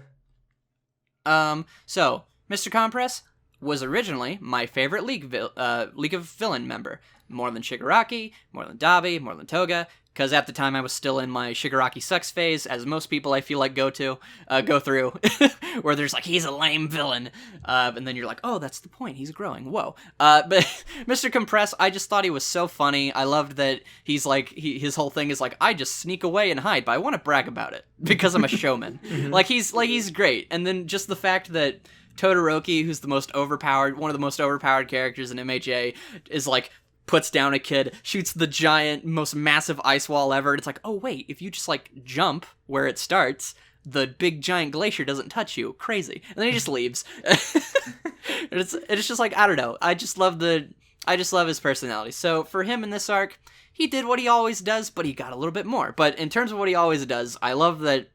One, he really seems to like Toga. He likes to be oh, little Toga, and he's oh, don't jump at me, you'll fluster me. Mm-hmm. And then you have the part where Dabi, being the guy he is, he's like, hey, wait, we're gonna be sneaky and wait for the heroes, and then we'll get them. And then Compress is but don't underestimate him. And then Dabi shoots his fire, and he's ha, I was right. But then Midnight's still there, and Compress is you idiot, you didn't take care of that girl. And then he takes her out. Mm-hmm. It's see, I told you not to underestimate heroes. And then Dabi pouts.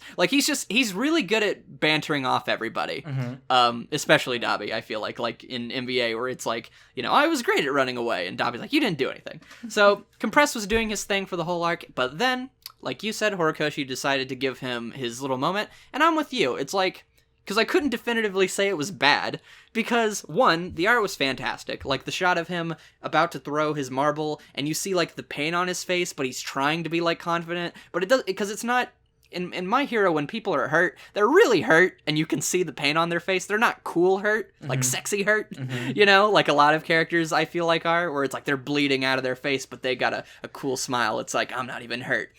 Compress was definitely dying and very hurt, and he's like, I'm gonna put on the best show ever, guys. Oh god, this hurts. And that was great, and that was endearing. But yeah, like I just thought he did his job. I feel like there's a lot of things structurally that he also brings negatively to it, because here's a question. So if he can compress something, if he can compress his whole body, which we know he can do, why didn't he compress his body to get out of the ropes? Now you might say, this was my argument, was like, oh, maybe it's because he needs 2 hands. But Horikoshi doesn't say that. So you have to infer that. So that's the one mental hurdle. It's like, okay, but whatever, I can understand it. It was cool. Rule of cool will allow me to kind of get over it. Moving on. But then he compresses Shigaraki and Spinner, and we see Horikoshi draws like 2 balls. So they went into 2 separate balls, and you're thinking, well, wait a sec. This shows that the wires would go into the ball. So when they come out, how come the wires aren't on them? Okay, but whatever. It's for a cool moment. We'll be fine. You know, we got that cool spread at the end. I'll accept it. Oh, but wait. The next chapter we show that Spinner was taking them off Shigaraki. Okay, so it makes sense. So they do get taken. Fine. Wait a second. Didn't he put them both in separate balls? So can he compress one ball into another ball, and then he can uncompress the other ball in that ball's sphere? Is that what he did? Wait a sec. How did... What? And so that's 3 strikes and you're out. And that's just one of those things where it's like, sure, I feel all the emotion, and I thought it was great. I already love compress. But the fact that the technicals of it are so obscured and vague, and I have to go through all these mental gymnastics in order to understand it, makes it to where I wanted to give him B, because I wanted to be like, oh my gosh, it was so clever, he had to do it, there's this, and this, the way he did this, and then the emotion behind it in the sense of like just the way his face looks, and he's taking off, he's revealing himself, and he thinks about the league, he loves them, and all that stuff's great, but it really does not hold up well to scrutiny, and I can give you 1 or 2. Because I'll do that with any narrative I love. Like, I can allow some suspension of disbelief, but all of those technicals and the fact that Horikoshi never bothered to explain any of that stuff, you just kind of have to assume, I think is a problem. So, bumps him to C. Yeah, I think Compress really just... He's so weird in this arc. For most of the arc, as you said, I think he's a very nice, like, person to bounce off of with the league. Like, his banter is top tier with everyone. But then his, like, reveal kind of happens, and it's sort of cool, but it's also weird and doesn't lead too much, and you mentioned the technical problems. So, yeah, like, I can't say I have many thoughts on him. Like, now he's on a stretcher, he's really hurt, and he's gonna do whatever in the next arc. And I just can't get over the fact that we got the 3rd big legacy villain revealed to us in such a nonchalant manner. Like, his reveal... It's so funny to think about that his and Dabi's reveal happened right now after another, but Dabi's reveal had like 6 years of build-up. Compress's reveal had 2 chapters, which is just odd to think about. No, it did. Yeah, it's really odd, and I liked the theory I heard, that, because, one of the biggest things with My Villain Academia is, like, what does Compress and Dabi do? Like, Dabi's fights get off screen, and Compress is just kind of around. And, of course, I think Dabi's is fine, because were we going to reveal that he's a Todoroki there? Like, it's fine. So his whole point is to just be big and showy and shoot giant fire blasts. The anime will give you a cool fight scene that goes nowhere. Cool, whatever. But Compress, I think that's a legitimate question. What's he doing? And I liked the theory that someone said, which was that maybe this was supposed to be somewhere in that arc, because think about this. He's a legacy character of this one person, but he's saying that, but he wants to believe that Shigaraki can do it because he's not good enough. And what's Redestro's character? Redestro is a legacy hero or a legacy villain who believes that only he needs to be able to lead this movement, and that Shigaraki's in the way, and then learns to have Shigaraki be the embodiment of that. So wouldn't it make more sense to have Compress have that little bit of revelation in there, and as like a build-up to what Redestro's revelation is later. It's like, here's a guy who's already on the team, and he's made this choice and made this decision. He's Team Shigaraki, power of friendship for villains. Mm-hmm. But instead it's put here, and it feels like, okay, like, that's interesting, but what does that have to do with now? You know? Yeah, it's odd. Like, it's one of those things, again, where I just cannot figure out what Hori was thinking, and I hope it'll become clearer in the coming arcs. Yeah. Todoroki, my boy. Now, he is in C tier. Todoroki, for the record, I like him more than Endeavor. He is like my 4th favorite character. Love him. But in this arc, the most he kind of did was, I appreciate that he was clutch. You know, he's kind of a Gran Torino role. He came in and caught like 6 people at once. Mm-hmm. Very impressive, my son. And he got to beat up Shigaraki. That's pretty cool. But mostly, poor Todoroki, he's just that Mr. Krabs meme of everything shaking around him and him looking frantically back and forth. Because that's all he does this whole arc. Is like, wait, there's a decay wave. Oh god, my ice wall can't stop it. Wait, Deku and Bakugo, where are you going? Wait, Aizawa just cut off his leg and is gonna die? Oh my gosh. Wait, this person's up in the air. What do we do about that? Wait, now everyone's falling. I gotta catch them. Wait, Dabi's my brother. Yeah, I mean, he does very much feel like that. I just feel bad for the kid. Yeah, but, you know, one thing I do appreciate about how Todoroki is shown in this arc, once the Toya reveal happens, Todoroki is, like, barely keeping it together. Like, you can see he's trying his hardest to, like, remain his usual self of just, you know, kind of fighting and talking smack occasionally, but it just does not convince anyone, the least of them Toya. Not working. Yeah, and I really appreciate that. But I do agree, like, his presence is very marginal in this arc. Like, the focus is very much... it's one of those things... Oh, go on. No, I was just gonna say, the focus is very much on Toya and Endeavor in that situation. Todoroki is kind of there to round out the reaction to it. But I appreciate that. Like, he did his job. And like, he's literally one of the most popular characters. He's one of the most important characters. Like, we're gonna focus on it eventually. I'm fine that we didn't stop the story to focus on Endeavor's reaction, Toya's thoughts, and Todoroki. Because Todoroki's part of the kids, so we know we're gonna get that. So I have no problem with that being shelved, you know? Yeah. Or that he didn't get a big fight or something. Yeah, you know? Yeah. I mean, also, I think with Todoroki, it's one of those things, like, the reason I love the Dabi reveal is because of how much it changes just by implication.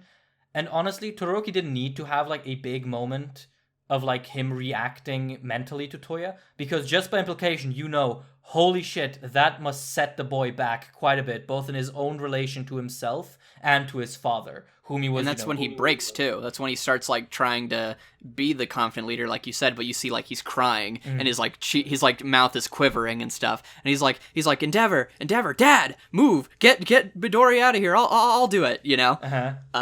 And so it's really crazy to think that this is the same character who starts out as the stoic, like, you know, doesn't smile, he's kind of rude, he's standoffish. He literally told a villain, he's like, hey, so don't know if you knew this, but ice will melt off your body, and if you don't want, you know, or it'll freeze off your body and you'll go numb and die. Now, I want to be a hero, so if you could just kindly tell me why you want to kill All Might, I'll help you out, dude. Like, that's not that's not good. And now he's at the point where he's like, please, save my friend. I'm gonna do this. And he's crying and he's all emotional and he's like, but Toya, you'll die too. And he's not saying that because he's like, haha, idiot, you're gonna die. He's like, no, brother, I don't want you to die. So I just think, like, I just love Todoroki's story of, because usually with characters like him, they're stoic, and then once they get their arc, they're still stoic, but like, oh, it's like, oh, he smiled that one time, haha, that's how you know. Todoroki is completely changed.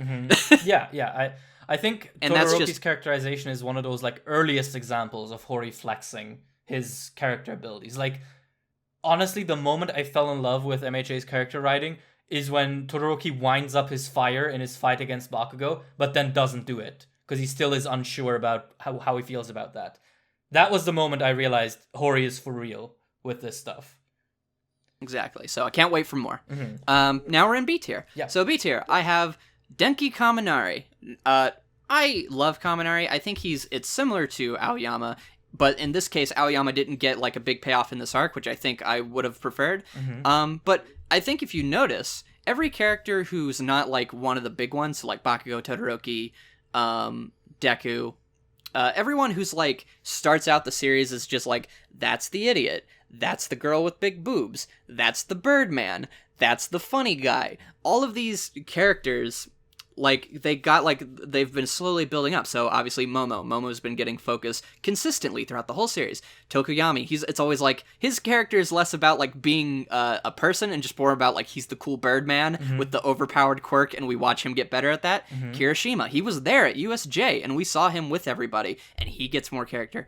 And finally, Kaminari. Kaminari is a character who consistently gets these little moments, and he has a thing that you can track, which is that he overuses his quirk and he goes dumb. Haha, isn't that funny?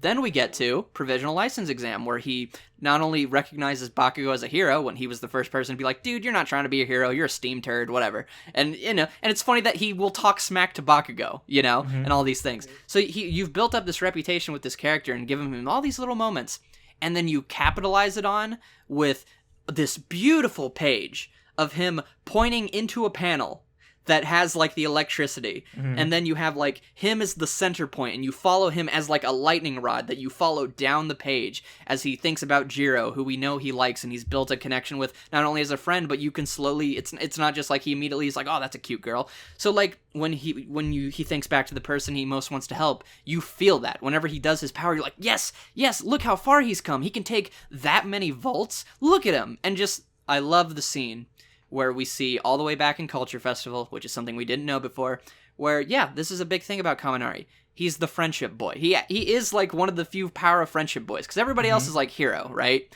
But he is a friendship boy. He loves friends, he loves hanging out with people, he loves making sure they feel good, and just, it feels like Jiro, where it's like this mundane thing of just like, oh, he cut his hand on the guitar, and which is a thing you do when you're learning guitar for the first time. He's like, no, I'm gonna learn this because Jiro, that silly girl, she thinks she doesn't love music, but I'm going to do my best for her. I'm like, dude, I love this guy. And I just love that he gets this big moment in this war arc where it's like, yes, all that development was going somewhere. Yeah. And I'm very happy. Yeah, I love Kaminari, and I wish he got more to do because I love lightning users, but I also think his character is so interesting in that, you know, he's not a profound personality, but he's really, really nice, despite, you know, him being a bit of a weirdo at times. And B, he is really observant, which is something that's really funny because it's never pointed out. But when you think about it, he's the first one to call out Bakugo for, you know, basically just being full of bravado and nothing else. He's the first one to do that in the story. He is also the one who points out that Jiro is suppressing her love of music and that she's, you know, being flustered for no reason. So it's interesting to have this character have this consistent, like, trait that is never focused on, but is just there. And I appreciate that. And this arc, you know, that is maybe not the focus. It's just something that came to my mind right now. But I do agree that him having his moment and, you know, absorbing the lightning and thinking of Jiro is just, you know, more good stuff on a character that I'm always happy to see get some shine. So, B, I salute him, definitely. Yeah, and it's a moment. Like, it's a moment where, like, it's like you said, it's memorable. To where, like, if he doesn't do anything for a while, you still know that, like, he was integral to the war. Like, if he didn't do that, all those people get hit, you know? And then who knows what transpires from there. Also, one last thing he had that was great is that he subconsciously, without knowing it, pulled a Mirio speech where when Momo's like, we need to do this, you know, I'm sorry if none of you want to fight. And then Kaminari goes, what are you talking about? We got our powers, we got our capes, that's all we need, we're heroes. I'm like, yes! Like, because that's what Mirio said, where it's like, when we go into the streets and we have our capes, we're heroes. So I'm just like, man, good boy, I love him. So, next up is Present Mike. I'll let you talk about Present Mike. I don't know what you think about him, actually. I actually, for the longest time, was convinced he was the traitor, funnily enough. Because he brought it up? Yeah, he brought it up, and he just seemed weird compared to everyone else. But I think now I realize it's just that he's the weirdo. I don't think it has anything to do with him conspiring. And especially in this arc. Yeah, like, especially in this arc, it kind of stops making sense for him to be the traitor because, you know, his rage at Dr. Garaki is very, very genuine. And I thought that was a very strong moment. Like, I think him and Aizawa as well are a good example again of Horikoshi writing adults, but writing a different part of adulthood, which is that sort of coping jadedness of living with, you know, the burden of having been an adult and having lived through things and having lived through, in their case, the trauma of losing a friend. And I thought, especially in this arc, and we are counting the Kurogiri happenings as part of this arc. As much as I don't like how the Kurogiri twist is handled in regards to Vigilantes, I do think it makes Present Mike an interesting character. It makes him more, I don't know, just more interesting to follow, because now he's not just a goofy DJ, he's the goofy DJ with, loss anxiety. And to have that manifested here as him, being the one who punches Garaki and who carries him off and who, shatters the laboratory, I think those are really strong character moments. And even if he doesn't get to do much afterwards, the single, little panel in the final chapter of this arc where you just see that he's still fighting, I thought was really sweet. Yeah, I was like, whoa, yes, keep going, Present Mike. Yeah, he's cool. Yeah, yeah, exactly. I feel the same way. I was just kind of like, yeah, he's the announcer. It was kind of funny during Sports Festival, but my eyes just kind of glaze over. Mm-hmm. But I've been, again, this whole arc, and we're about to get to a character I feel like you especially would agree with. There's so many characters in this arc who have just kind of been around for the whole series, and when I would see them, it's just like, it's that guy, whatever. But, I want to see, I'm more interested in, Deku talking, or All Might talking, or Aizawa, or actually not Aizawa, but whatever. But now, when I go back and reread the series, I feel like I'm going to have much more appreciation for all these characters, because I know that they were going somewhere, They weren't just gags who were just kind of around and then they never did anything. And I think, especially during that Shirokumo scene, there's so many amazing expressions on Present Mike's face when he's thinking about, Aizawa, and you really get that feeling that he is a good friend. He actually is a good person. Obviously he's a hero, but it's like you said, where it's like, you kind of don't know about him. He's just kind of like, hey, what's up? And you're just like, okay, well, he's just like a joke character. But no, he has depth now. He's a person. Mm-hmm. And Horikoshi gave him 2 spreads, so I'm not gonna forget him. For sure. But next up, so this is what I was meaning when I was saying characters who before thought nothing of, but now I'm like, that guy's cool. I like him. Best Jeanist. Yeah, Best Jeanist, as much as I was really worried about him being alive because I thought, it's gonna make Dabi's speech look really dumb, in the end that kind of didn't happen, so I can confidently say that I enjoyed his presence in the arc. He's, as you said, he's one of those characters that has been in the series for ages, and for most of the time he was just kind of goofy, haha, look, a man whose pants. But I do have to say, he really earns that number 2 spot or number 3 spot in this arc, because he is just such a chivalrous and determined guy, and such a professional as well. And to see that from a character who looks like this, I am very, very happy that Tori managed to pull it off. I'm not gonna make a video on him or anything like that. But, no. But I definitely do appreciate that, again, we just get a competent adult, a professional who is a professional. That's kind of my bottom line.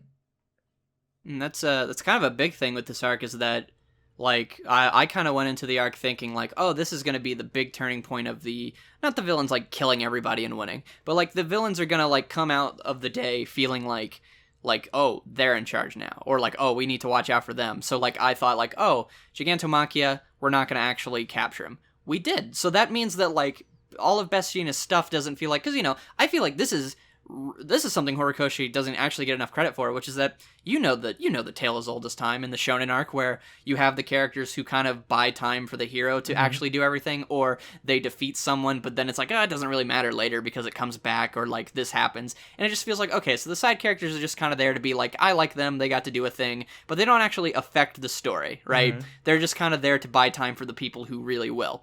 But no, Best Jeanist, he stops Gigantomachia.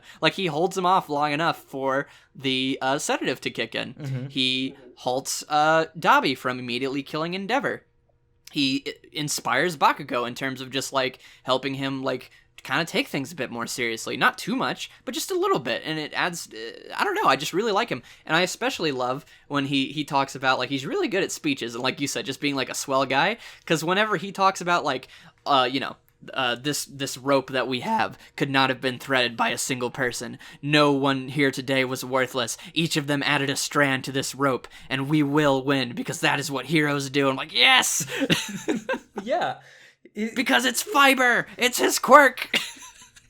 Yeah, and he's just a cool guy at the end of the day. He's just a cool guy who knows how to do his job, and honestly, I just gotta respect that at the end of the day. I salute you. So, speaking of cool guys, Tokoyami. Tokoyami, like I said earlier, he's just Birdman. Like, I don't know about you, but one of the most hype moments of the sports festival, I feel like, is because remember, at this point in the series, you barely know any of the characters. You just kind of see them around. So you're constantly thinking, it's the Horikoshi thing of, ooh, I want that character to do something. This guy has a bird head, and we saw in USJ, maybe he has, like, shadow powers? What's that about? And so you're like, oh, dude, I want to see that guy. So when Deku's assembling his team, and you think, like, he's going to pick Ida, and Ida says no, it's like, who's he going to pick? And I'm like, oh my gosh. How cool would it be? And then they don't show you. They're like, they hide it. And then when it comes out and it shows his team and he pulls out Dark Shadow, so we have a 5th member, it was incredible. It's like, oh my gosh, it's Tokoyami! It's the Birdman. It's the bird. And then he wins it for him too. Like, it's the thing I just said where, like, Deku screwed up. But in that time, Tokoyami, because he's just the cool guy, he was like, hey, don't worry, bro. My dog grabbed it for you. He's a good boy. And we're like, yes! And so what does he do this arc? He's just a cool guy. He comes in, he's got Thor Ragnarok power, he's got Dark Shadow Ragnarok, he throws it down the thing. He's really expressive and emotive, like he really cares about Hawks, and he's like, Hawks, I'm gonna make you proud. I'm like, yeah, you do you, Birdman. And I just love him, and I love that he keeps his composure against Dabi. But whenever he leaves, he's like crying, and there's like snot coming out of his nose, and he's like, "Hawks, you're not dirty. You're a good person." Oh, and I'm like, yeah, yeah, you got it. I still think it's incredibly impressive that Tokoyami encountered literally his worst matchup in the entire series and walked away almost unscathed. Like, that is a feat. That is really impressive. And again, I just like that he is kind of a low-key character, but he still has a personality. Like, he is, determined. He is relatively courageous, but he's also kind of unsure of himself and what it means to be a hero for him and how he's supposed to use Dark Shadow. And I like that he latches on to Hawks as much as he does, as this mentor figure, even though he says that, Hawks kind of annoyed me for most of my internship, but I still love the guy. And yeah, I just think that that's super, super cool. I also think his presence in the mansion raid is used so well when he's like, Hawks, I hope you're watching. I'm going to be a real hero today. And it cuts to Hawks committing a war crime. Yes. Or just the fact that it's just like, it's always fun when you see characters who don't normally interact. And the fact that he's the one to instigate it's not that Kaminari's having a flashback to the fact that he's a cool guy. Tokoyami's like, that's the dude I know. The dude who was like, let's play guitar so we can make this girl happy. Like, Kaminari, I like you. I'm like, yeah, we're bros. Yeah, again, it just creates these connections, right? It makes them feel like friends, and therefore it makes them feel more like a class. Unless, like, a just jumbled together group of characters. Like, I know people give Class A lot of shit because they want every single one of them to have like their Shakespearean arc about humanity, to be Todoroki levels of relevance. Yeah. And it's like, no, they're a likable group of people who all have a distinct personality, but not all necessitate depth, right? Like, Tokoyami is probably never going to have an incredibly profound character arc, and I'm fine with that. He's cool. He has a distinct personality that shines through when it needs to, and he works for the story. And, I salute him for that, basically. Next up is Mount Lady. I am just super impressed with Mount Lady. I love that you can actually, like, I think she adds to the adult cast very much, where you start the series, she's literally supposed to show you, like, some heroes are just here for the money. And normally, I feel like you would think, and then she's gone. Like, we never see her again. Like, that was just there for that scene. But no, she is constantly here. She is constantly growing, like you have in the Kamina War. She's like, couldn't we have gone with All Might? That would have been more exciting. And then it's like, best Jeanist, the goat. He says, there's different orders of heroism and what's important. And then she sacrifices her beautiful face for the kids and takes a hit. And it's like, rescue takes priority. And then you have her little, like, subtle romance with Kamui Woods, which actually, like, you see, like, they're flirting with each other or they're kind of being annoyed. And you have the thing during the pro hero thing where it's like, they might be dating. And then she's like, oh, no comment. Why am I not in the top 10? Blah, blah, blah. And so to see her come to this point where I didn't think Hori was going to do it, because you're like, who could take down Gigantomachia or at least stand a threat? It's like, well, it'd be Mount Lady. It's like, will he do it? Because, you don't have to. But no, like, he gives her, like, 2 spreads of her holding back Gigantomachia and actually holding him back, like, stopping him. Not just like, I'm in the way and I'm a battering ram, Like, she is holding him off, and if she didn't do what she did, if she did not keep getting back up after being thrown around by the biggest monster ever and hold them back, the kids wouldn't have had time to do what they did. Like, she is useful all the way through. She has shown that she has grown, and she gets, like I said, just amazing artwork of her doing her job. And I just think she's funny. Like, I appreciate that she's one of the heroes who has banter while she's fighting. Because I don't think, like, because from what we can tell, it's not like her shtick is like, ooh, I like boys. So when she says, like, I haven't been this clingy with a guy since 1st grade, you can tell that she's just trying to, like, lighten the mood and have fun. Or, like, whenever she's like, it's like, this big guy's not going anywhere. She's trying to stay positive. And I like that about her. So, I like I said, another character that before I was like, she's okay. Now I really respect her. Yeah, she has, like, a really subtle arc that is, small but trackable, and I do like that the implication of her relationship with Kamui Woods actually makes sense in the context of her becoming more selfless and more like more connected to the idea of a hero being self-sacrificing, because obviously if there's one thing that would make one reconsider their position in terms of self-sacrifice and altruism is it's a human connection, it's a romance. And I like that it's really subtle and not really focused on, because honestly, I don't think we need that. It's fine the way it is. And as you said, I'm really also impressed with how she's handled Gigantomachia. I didn't think she'd have as big of a presence. But then again, I suppose that's on us for thinking Hori would abandon what is essentially the first character he made for MHA, right? Like she was proto Uraraka. So I was literally about to say it was proto Uraraka. So yeah. No, just really impressive. Like, Mount Lady, cool, I like you a lot. So, also, I just think it's hilarious. Like, you can tell Hori, he needed this. This arc is full of beautiful artwork and so many spreads. I think I checked, and there's, like, maybe 6 chapters in this, 43 chapter arc that don't have spreads, but otherwise, like, there's spreads all around. And he dedicated a spread to her giant butt about to fall on Fat Gum. Like, that's the only thing in the shot. Like, it's not, like, the big panel is just that. I'm like, okay, Horikoshi. I mean, let's be real. Hori is one horny motherfucker. Like, I've said this before, but you can literally... Oh, yeah. You can literally, like, pinpoint which arc you're in by looking at how wide Uraraka's hips are. Like, she gets better fed every arc. It's insane. Yeah, that's a character arc, Oceans. That's her gaining more money to support not just herself, but her future as a hero by being thicker. That's her earning more money and therefore being able to actually eat regularly. I see. Okay. All right. Moving on. Yeah, I was gonna say. So Momo Yaoyorozu, once again, another character that Horikoshi has consistently come back to, and I really like that she's a similar character in Todoroki's case, where it's not that she... Todoroki has moments where he regresses, which I really like. Which, like you mentioned, the sports festival, where he kind of like... He's, I'm going to use my power, but now I'm not sure. Momo's is more about regressing in terms of progression of her competency. In her progression of, like, Horikoshi giving her wins. So, like, you have her losing in the sports festival, then you have her learning more confidence and doing well against Aizawa, but maybe he kind of let her win, but just a little bit. Like, he let the plan go through. It seems like he let the plan go through, and then once the plan activated, he was like, oh, crap, I shouldn't have done that. But then you have the joint training arc, where she has, like, a really great plan, which I know... you plan on talking about joint training eventually, but in joint training, she has this really amazing plan. Like, it's so tiered, and it's like it has like these backstabbing elements of like psychological manipulation, and the only reason she loses is just from something out of her control.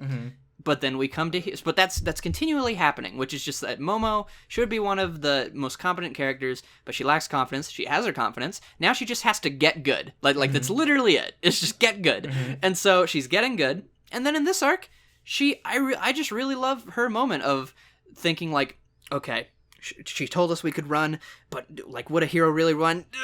And you can see her like thinking, and then she just goes, screw it, Kaminari, you need to do this, Mudman, you need to do this, you need to do this, you know. And she's like, she takes charge, and it feels really cool because it's not that she's completely over her nervousness, but it's not a nervousness of doubt anymore. It's like, do we fight the giant monster or do we not? And the fact that she chooses, no, we're gonna do this.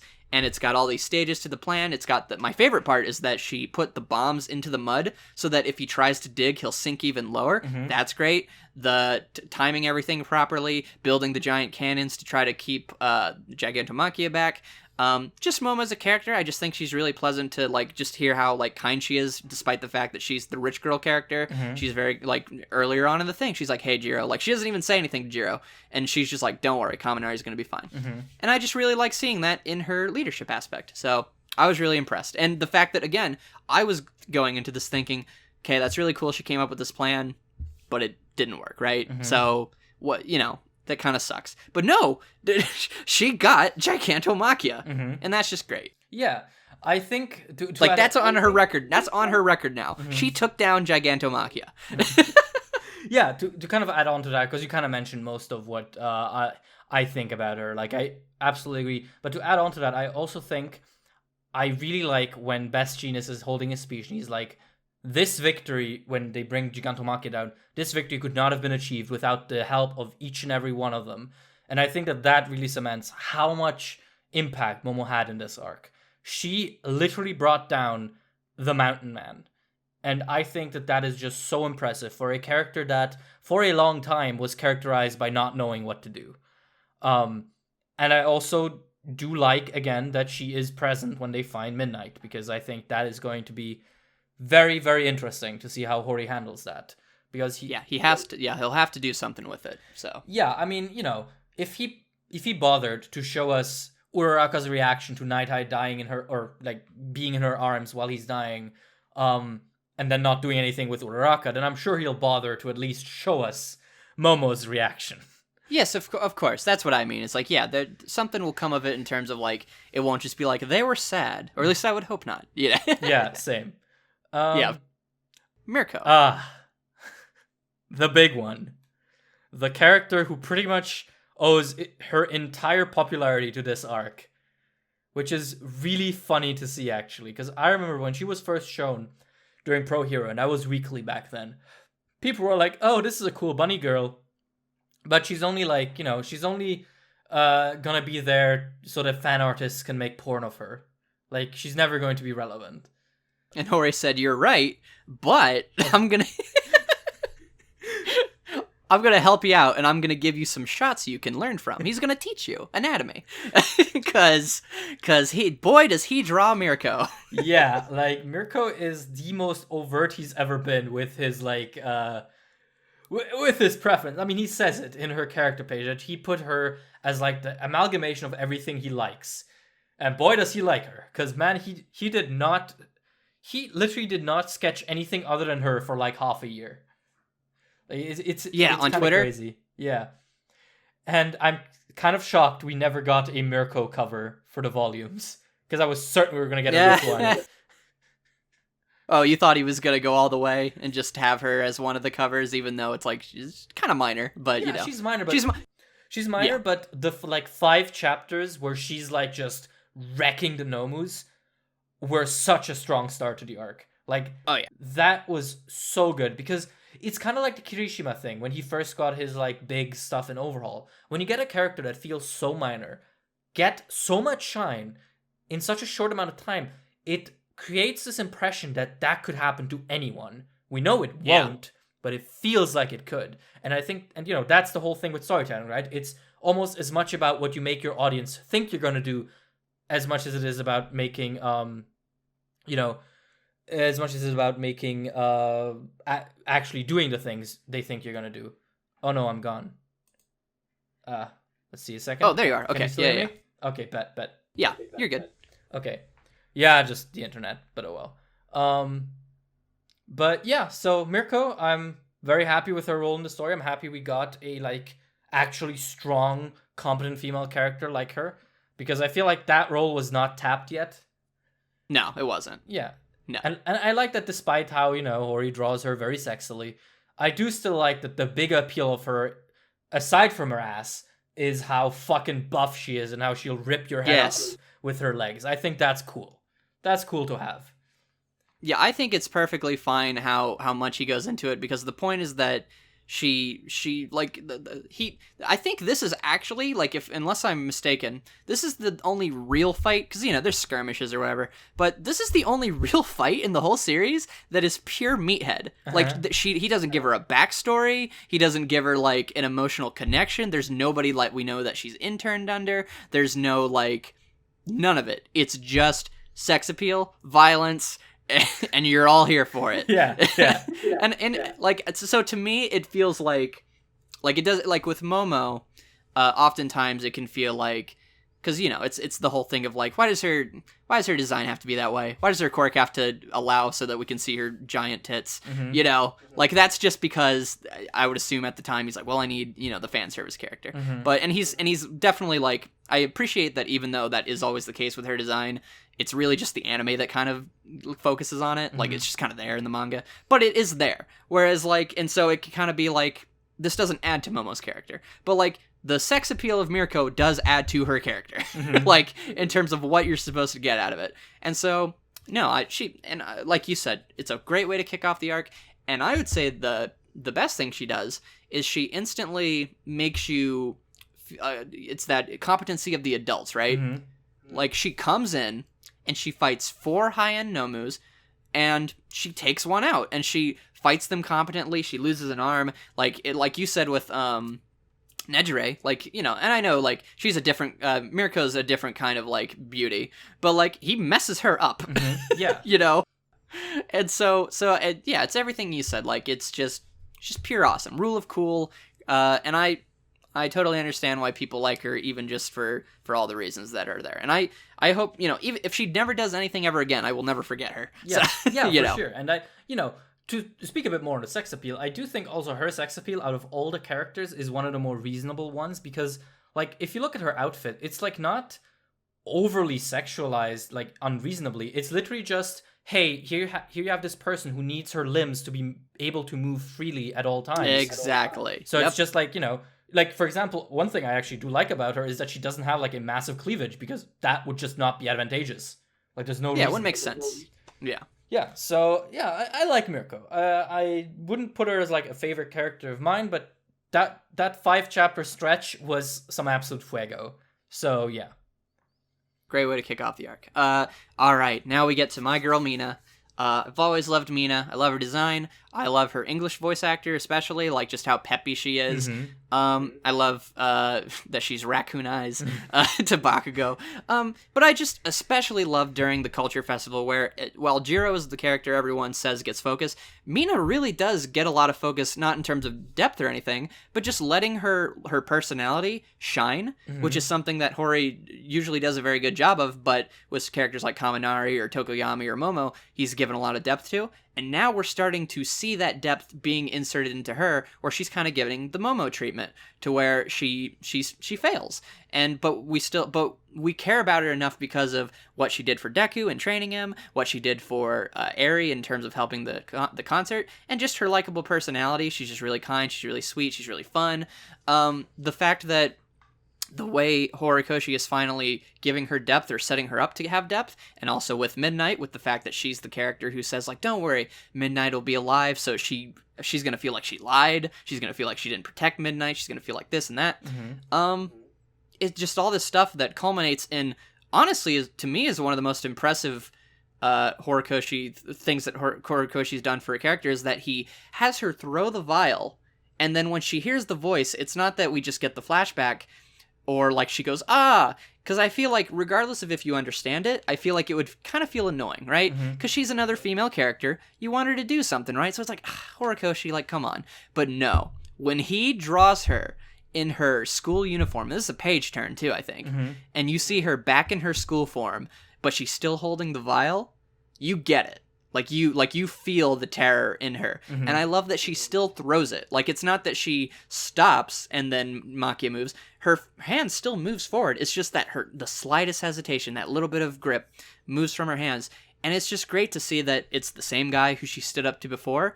But going back to that scene, while that was really impressive and heroic, you saw that it scared her. Like, and that would stick with someone in the same way. And it makes sense that in the same way that it sticks with Kirishima, it sticks with her, and so now she can have an arc, and she can grow. And I feel like it's not something to where she's starting at a negative because she's so positive, because she's so likable. I feel like this only adds to her character, and I'm really happy about that. And also, regardless of if it feels like a pity win or whatever, again, if she did not bring the vial all the way through, if she didn't push away her fear, Kirishima doesn't get the thing in the mouth because Toga knocks out his vial, and he takes hers. And it doesn't feel patronizing to her because she inspired Kirishima, who is now taking that mantle and going forward. And now, again, I would assume she's going to move forward too. And I just think that's great. So yeah, I think when people apply the idea of a stolen win to MHA, it kind of makes me cringe a bit because MHA, more than most shonen, I feel like, really lives out the whole cooperation angle. And I think this war arc is also a great example where you have a lot of characters cooperating and giving each other like the slightest inches of like the victory ground, right? And this is a great one thread. Yeah, and this is a great example of that. Like, her moment leads into Kirishima's moment and develops both of them, and I think that that's a really well executed character moment. I also love her Acid Man move. I think her using that to get through Dabi's wall of flames is just such a fucking Kino moment. Yeah. Yeah, and I'm liking that. This is like a general thing, but this is where I noticed it while the arc was going on. I'm liking how we're getting distinct fighting styles for these kids.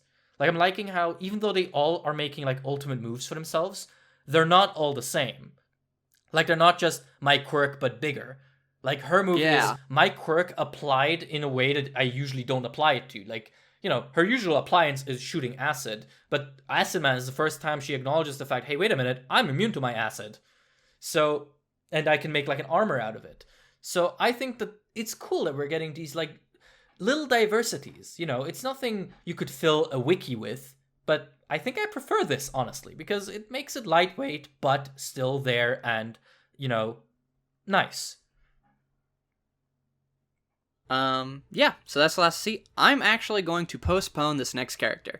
I want to save him for last because, there's a bit of... Actually, no, because I don't want to end on a negative note. Let's talk about him now. I was gonna say, like, well, we're on a positive streak, so let's end on this character who is a bit iffy, but actually, let's get that out of the way now so we can keep the positive train going. Yeah, so long term. all for one. So, yes. I'll let you go, because like I told you, and I'll explain it later, I've kind of come to terms with him for now, but I think you'll express a lot of the things that a lot of people are feeling. I mean, honestly, I've kind of been more accepting of him in this reread. I think my opinion on him was very much murried by the fact that every single chapter he appeared, I was worried, oh my god, is he going to use Shiggy as a meat puppet? Is this where the story is going? Because if All For One's end goal, and I'm going to say this here, I've said this multiple times before, if All For One's end goal was to manufacture Shiggy into a meat puppet, that is trash. That is incongruous with how... Terrible. That's incongruous with how his plan has been presented. It goes completely against the fact that he was so invested in Shiggy's emotional development, because really, why do you want your meat puppet to have good feelings, right? And a leader. Yeah, a leader, exactly. Because I've seen some people say, like, oh, somehow, like, because think how convoluted this is. Oh, he knew that, like, when he transfers his quirk to Shigaraki, that the hatred of Shigaraki will allow him to have more control over him. How would he know that? Yeah, exactly. Like, that whole theory is garbage, like most MHA theories. And I think my opinion of him was very much sullied by the fact that every single chapter I was worried that we're just going to get the confirmation of that. However, the arc's over, and funnily enough, while Shiggy did get meat puppeted, honestly, everything about the way he gets meat puppeted kind of deconfirms the theory, which is really ironic. But like, yeah, especially the moment All For One says, let's go get my real body, I was like, okay, I'm going to reread this guy and I'm going to like him more. Because at that point, it's pretty clear there's no way he wants Shiggy as a permanent body, because in that case, why bother with his real body? And especially since the vestige is separate from the main body. Yeah, they don't share like a hive mind, because when All For One said he wanted to get out of prison before, I was like, oh, physically. But then when we had the vestige, it's like, oh, okay, so it's through the vestige. I don't know if I like that, but no, that's not the case. They are separate entities. So the real All For One cannot get into Shigaraki unless he somehow has a body swap quirk that we never knew about, and for some reason he decided, hey, why don't I, and he didn't think, hey, why don't I just go to like some random like hobo on the street, take his body so I'm not in my potato head body, and then just wait for Shigaraki to be ready. Like, But yeah, I am glad that we got that resolution in the end. And on this reread, I did find his presence a lot more tolerable. Like, I do think he interferes a bit too much, because I would have wanted this to be Shigaraki's arc more than anything else, and it kind of stopped being that halfway through when All For One started really meddling.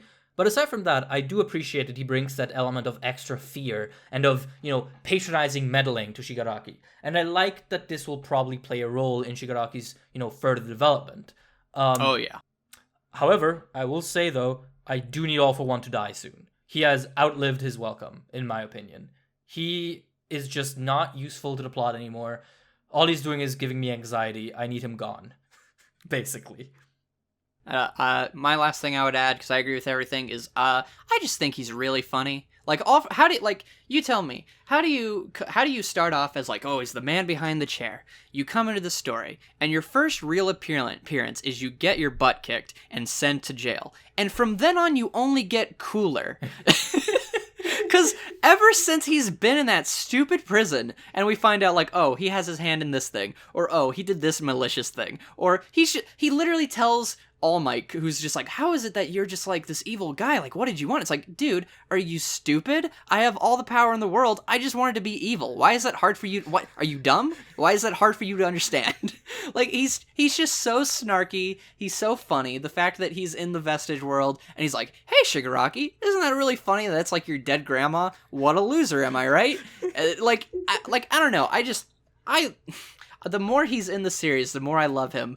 But I agree with you that I do need his characterization to be confirmed. I need to make sure that he's still... I don't need him to care about Shigaraki. I just need him to understand... I need all the stuff he said to be true. Like, obviously he's manipulating the kid. Mm-hmm. Duh. Like, And it's a very twisted sense of, like, affection, if the affection is real, right? Mm-hmm. But I just need that to pay off. And if he does...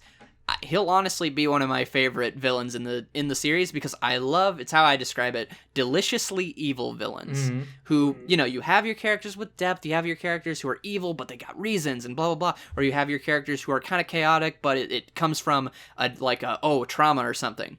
All For One literally said to his brother, hey, you like comic books, you liked the hero, I just kind of like the villain and wanted to see him win, so I'm gonna be that. Like...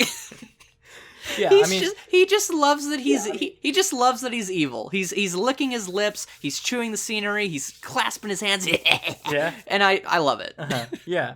I do think, though, him caring about Shigaraki is kind of off the table with the last chapter, because, like, his thing, it's my turn now and my turn will never be over, definitely gives me the vibes that if he doesn't want Shigaraki's body, he definitely wants to keep controlling him for the rest of their cooperation. Like, I don't think he ever wants Shiggy to be completely independent. He just wants Shiggy to be independent enough where he doesn't have to babysit him all the time. I think that's the gist of it. And that's fine. Like I said, because he's pure evil. So like to think that he like really really cares, I think is going too far. But I do think that in the same way that he tells his brother, he's like, hey, why aren't you eating? Like, I went back and checked. He says, I love you. Like, don't die. Mm-hmm. So I think that. And especially since Shigaraki looks like the first user, I would not be surprised if we get to a point where it's like, I kind of saw a little bit of him in you, mm-hmm. Yeah. And I want to control you in the same way, because I love you, in the same way that he did with his brother, uh-huh. Where he's like, dude, like, I know what's best. So, all right, but now we're going to get to the big boy. I'm going to let you take it away, because, this is your guy. Yeah, Dabi. This is actually the guy I disagree with you on. I would actually switch him out with Toga. On this list. I figured you would, and I'm ready for it because I want you to defend it. Say he's S tier. Do it. Okay. what I like about Dabi and about his presence in this arc, I suppose I should preface this by saying I'm currently working on a 40-minute video on Dabi. And the reason I like him and his position in the story is because his reveal is not a reveal. His reveal is the punchline to a joke that's been going on for 5 years. And I just think that's amazing.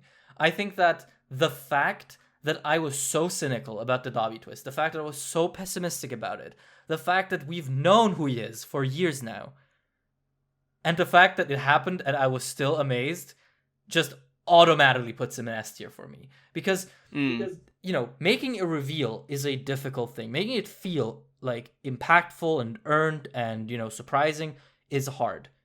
When you're working without the surprise element, it's even harder. But somehow, this stupid zombified Frankenstein motherfucker is my highlight of this arc. And I think it all comes just down to the fact that his reveal is not even treated like a surprise. Like, the thing that strikes me about it is that it's not a cliffhanger. Like, he doesn't say, I'm Toya, and then the chapter ends. We get an entire chapter of him, like, dancing and clapping his hands and getting sidetracked like a fucking idiot. Like, just having the time of his life. And then it ends on him, declaring that he's, gonna fuck shit up even more. And that, combined with the way this arc built onto it, I think was as good as this twist could have been. Like, the only thing I'm unsure about is that stupid fucking black speech bubble, because I need it to be something other than just Toya Todoroki. On reread, I definitely think it is, just simply because the idea is, he says, how does he know my name? Mm-hmm. Who are you? Mm-hmm. Well, what relevance is it to be like, I'm Toya Todoroki? Like, if you're Hawks, you'd be like, wait, Todoroki? Oh, no. Like, but instead he's like, what? So I think there's more to it. And also, unless this is Horikoshi leaning into that whole surprise thing that we were talking about, like, think about, like, long term. When you reread this arc, you just know, like, he says his name. Okay. Mm-hmm. But like, that black blob is still there. Yeah. Like, it's so meta. And so it's just like, I want it to mean something. I agree. Mm-hmm. Yeah. And again, I just think his entire presence in this arc was just a culmination of everything we've had up to this point. All of the little details we've seen of him culminating and growing into this reveal naturally, pretty much. Like, yeah. Him being present during the Twice and Hawks fight naturally leads into him letting Twice die. Naturally leads into him, delivering his speech and declaring his actual goals, which naturally leads to him preparing his speech for the TV, which naturally leads to his reveal. It's just organic and nice, and I love it. And, some people say that it's cheesy and kind of dumb that he does this, that this reveal is even a big deal because we figured it out years ago. But at the same time, I, as an attentive reader of this series for 3 years now, am rewarded. Like, I feel rewarded and satisfied by having Horikoshi literally, like, wink, wink, nudge, nudge, nudge. Hey, those details you were, screaming about in voice chat. You were right. Yeah. Like, right? Like, the fact that the hair dye is a thing fucking blows my mind. Because the fact that he walks out of a, like, hair salon in his first appearance was always, like, one of the dumbest evidences in all theories. But the fact that it's actually relevant. Yeah. Yeah, like, I'll let you finish, because mine goes at a different angle for why I love Dabi. It's going to be very different from yours, but I agree with everything you're saying, so I'll let you finish. Yeah, and the last thing is, of course, Dabi, out of any character, maybe even more than Shigaraki, has such a strong thematic voice for what the story is trying to tell us here. Like, over time, the idea of hero society and its corruptness has become more and more pressing, and how to, marry that idea to the hero ideal. And Dabi is just a walking time bomb for that story thread. And to have him set the bomb off, and it's still being, it's still ticking with extra things, because we still don't know how he died. We still don't know what part of the government was responsible for him surviving, because I'm assuming the government had a hand in this, because how else does he know Hawks' name? There's just so much here, so much potential. And I think the fact that we now know he's Toya, we now know more or less what happened to him or like why he's the way he is, and the fact that he still has this much potential for the world is just immaculate. This is how you make a character that is completely integrated into your world and into your themes. Even if he as like a personality is not all that interesting. Like he's just a maniac, you know. My girlfriend this week actually caught up to MHA because she had heard that the Dabi reveal happened, so she decided to actually read her first manga in her life, which is MHA. Oh, cool. Yeah, she was anime only up until now. And did she like it? Just in general? She loved it, the series, but when I asked her about the Dabi reveal, she said, no, I hated it. And I'm like, why? And she's like, oh, no reason. I just hate Dabi. He's a jerk. And I'm like, that's fair. Yes. He is a jerk. Again, side tangent, I love people like that who are just like, I can see the writing. I hate this guy so much. Where it's like, you know what? Fair. Like, you're not trying to argue, like, no. The technicals of his writing don't make sense. It's not compelling. It's like, he's a jerk. I hate him. Yeah. It's like, okay. I mean, her main reason was basically, he let Twice die, and Twice is the Ubu baby. And, yeah. She's not wrong. She's absolutely correct. Yeah. I mean, like, I don't like Dabi as, like, you know, a profound character, because I hope he gets profound, because I'm gonna be completely honest. My entire like for Dabi is founded on the fact that I think his character design is fucking awesome. Like, back when there was no grounds to the Todoroki theory, back when he had nothing going for him, I just wanted him to be relevant because of his design. And the fact that he might actually reasonably become a secondary main villain, you know, as a, you know, parallel force to Shigaraki, is just so satisfying to me. But yeah, you can go now. And of course he's connected to Shoto and Endeavor, so like he's not going anywhere. Yes. And you know, Shoto's long-term endgame. So yes, and of course he's the central point of the best subplot in MHA, which is keeping up with the Todorokis. Yes, of course. Yeah. So and like I said, we haven't even seen what Fuyumi, Rei, and Natsu actually think of this. All we saw is their face. Mm-hmm. Yeah. You know? Exactly. So like there's so much mileage that he's just injected into the story. And I know like you had kind of brought up like the best Jeanist thing. Mm-hmm.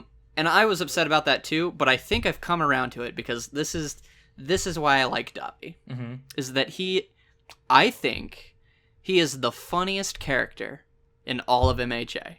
What? I couldn't catch that though. Such a Oh, sorry. You say it again? Yeah, I couldn't catch what you were saying. He's the what? I think he's the funniest character in MHA. Uh-huh. Because he is such a loser and a cringe lord.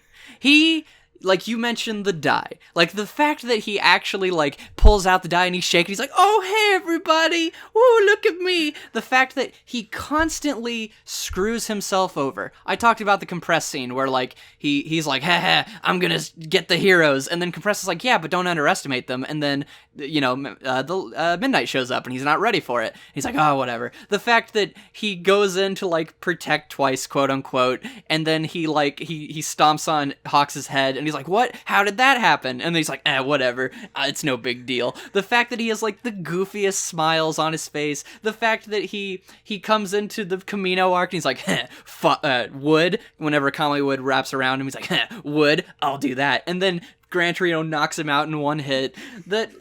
I just think he's so cringy in the best way possible because he's so serious the whole series. And then when you get here and you see what he's really like, he's the weirdo dancing around and being like, "Woo, look at me, I'm Dabi."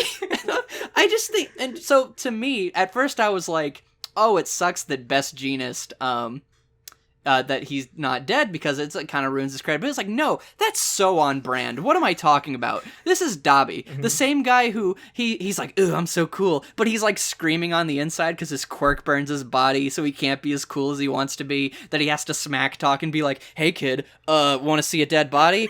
Your friend did that. Aren't heroes bad? God, my hand hurts. Oh my gosh!" And then he's like, "Okay, woo!" And then he jumps down and he tries to fight Tokoyami like.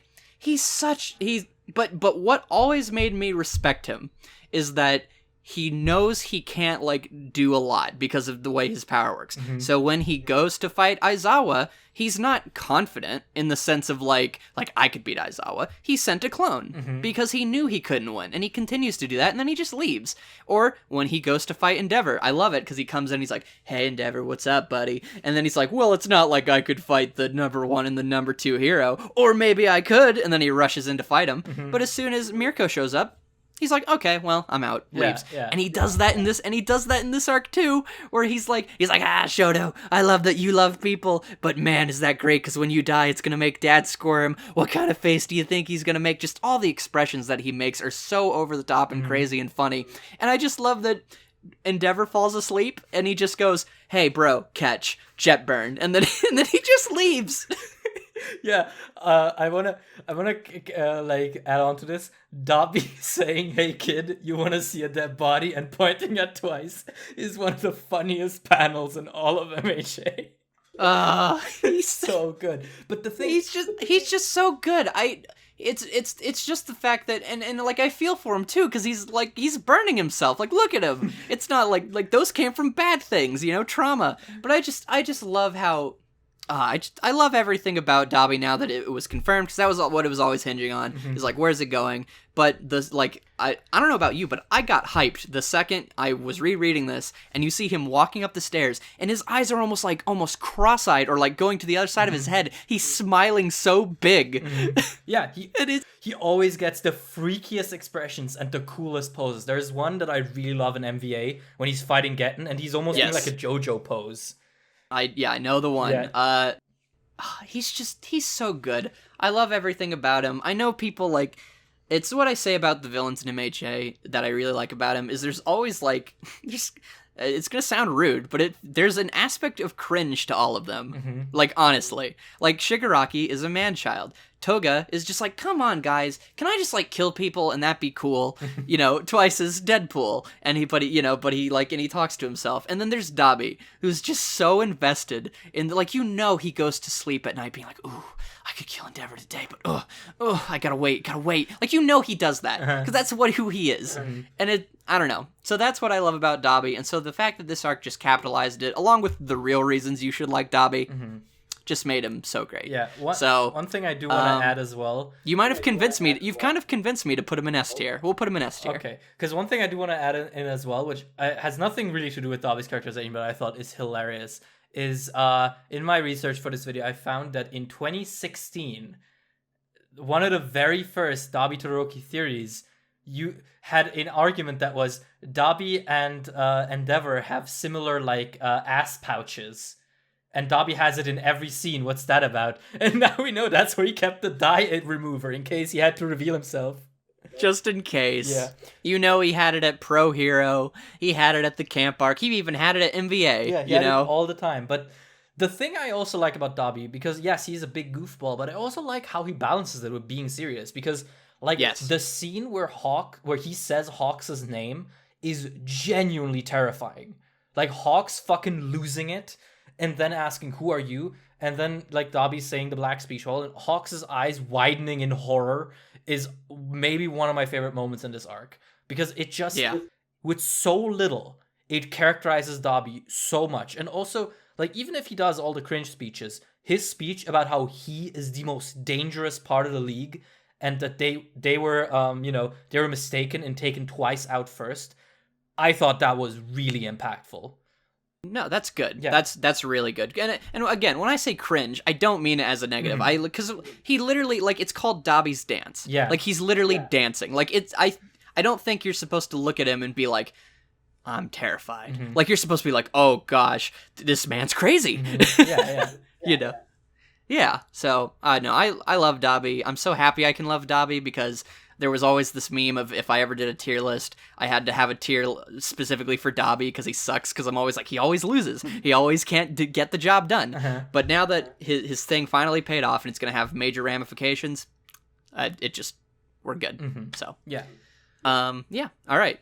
Kirishima. Kirishima's a pretty simple one. I just think that he has so much goodwill with the audience that seeing him scale Gigantomachia, you know, proclaiming like nobody's gonna bleed behind me. It's just all the things people love about Kirishima. And I think the smartest thing about it was that he has one line and one little one little panel that you see him in the arc before he just kind of comes out of nowhere, so you kind of forget about him. And it's just simply that before they fight Gigantomachia, he says like damn straight, like because Momo's like, we're not running. And so you actually like, I feel like I kind of not forgot about him, like I knew he was there and I was like, oh, it's Gigantomachia, but like when he comes in, you feel like, oh my gosh, yes, it's Kirishima. So he's just such a good boy. I love that he got 2 spreads dedicated to him. He looks awesome. And it's just so nice to see him finally repay the debt that I feel like he feels to Mina. And the fact that that's another win for Mina is that the only reason he is here today and doing what he's doing is because of her. And so the fact that he gets to pay that off, and he gets actually one of my favorite Horikoshi panels in terms of his paneling, which is that you have the shot of him throwing the vial, and then you have the knife from Toga exiting her panel to destroy it in his hand in another panel, and then you follow your eye and you see the thing that he grabbed it out of his pocket or whatever, right? But there's these curved lines on all the panels that rotate your eye to follow back to when he has it in his hand. Like it was incredible. Yeah, definitely. I think Kirishima's appeal is really simple. He's just a good boy who tries very hard. He's kind of like Spinner, but more focused on. And I think this arc just emphasizes it. He's a good boy who tried very hard and succeeded at doing a thing he's been like anxious about for years. Although I don't remember in my reread if I noticed it. Does he recognize Giganto? I don't think so. No. Yeah. He does not, and I wouldn't expect him to. Yeah, because he wasn't as close to him. Yeah, he just saw a big monster and he was kind of in his head too. Yeah. You know, he was like, move, you know, run. So it makes sense that like he wouldn't feel anything, because his whole thing is just guilt for not doing anything to protect Mina. So I think that still comes through. Like I know you weren't saying this, but I don't feel like there's like an opportunity missed in terms of it's that guy. Yeah. Okay, yeah, I think that's already all I can say on Kirishima. Just a good character I'm always happy to see getting screen time. Yeah, and the reason I think he deserves A is just simply that all the build-up for him is so consistent and so resonant that when Hori just does it again, it's like, that's Kirishima for you. That's my guy. And so you're just like, keep on keeping on, dude. Love ya. Hawks. I actually don't have too much to say about Hawks other than that this arc really kind of made me like him, because Pro Hero arc, I didn't know how to feel, and so I never really fully connected with him. But seeing him actually give Twice a second chance, like, that hit me. Like, seeing, like, him go from, like, being really scary, like the way it was framed, to coming into the light and really trying. And I love the little sequence where Twice is like, come, you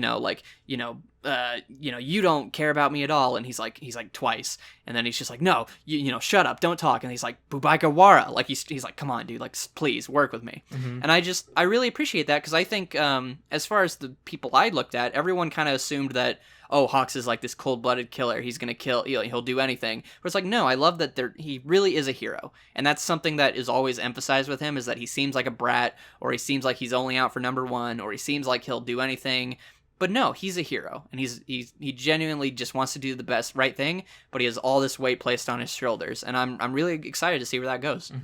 Yeah, I think Hawks is one of those characters that every time he's on screen, and Dabi is like that as well, every time he's on screen, he's interesting. Like, I can't remember a time when Hawks appeared in a chapter and it wasn't really, really cool. Like, he's basically a child soldier, forced into the role of a hero, forced into the role of a double agent, right? Like, there's so many, like, levels to him, and I think Hori has done a great job at making him feel like a conflicted man who is still dedicated to a greater cause. And, his entire entanglement with Twice, and also later with Dabi, just cements him as one of my favorite pro heroes, for sure. Like, already in Pro Hero, like, I already liked him in Pro Hero just because the idea of a hero pretending to be a mole for the villains, but actually being a mole for the heroes, was just so cool. And the idea that he was this, like, child soldier type beat, where, like, the government took him in and whatever. That is interesting. It's cool, and it, again, reestablishes Hero Society as very, very murky and gray. And honestly, I can't wait what he might have to say about Dabi, and what he might have to say about that black speech bubble. So yeah, awesome and resonate. It seems fitting to me. Yeah. Next up is Endeavor. You've made whole videos about Endeavor. I know you really like him. Now, I think most people would maybe put him in S tier, but I think you agree with me. He's an A. I want to kind of hear your thoughts on him. Honestly, Endeavor is like the, no-brain GOAT character really for everyone at this point. Yes. For good reason. Like, he is, like, I say this in a lot of videos, and I say this in a lot of tweets as well, but it's kind of easy in hindsight to be like, oh, Endeavor gets a character arc. But, like, at the time, in 2018, when those chapters started dropping, I remember people were, like, freaking out. Because that's just something you don't do. You don't write about abuse in shonen, because in shonen, you have your stoic dads and the dads who leave their kids alone, and you have, parents who are really shitty, but it's not addressed because, usually that's not the focus. Hori actually focusing on that was such a left turn that, the fandom is still recovering from it, let's be real. Yeah. So for me, he's always going to be on top, just because I appreciate what Hori's doing with him. And I think Hori has continuously used Endeavor in a very tasteful way to explore these themes.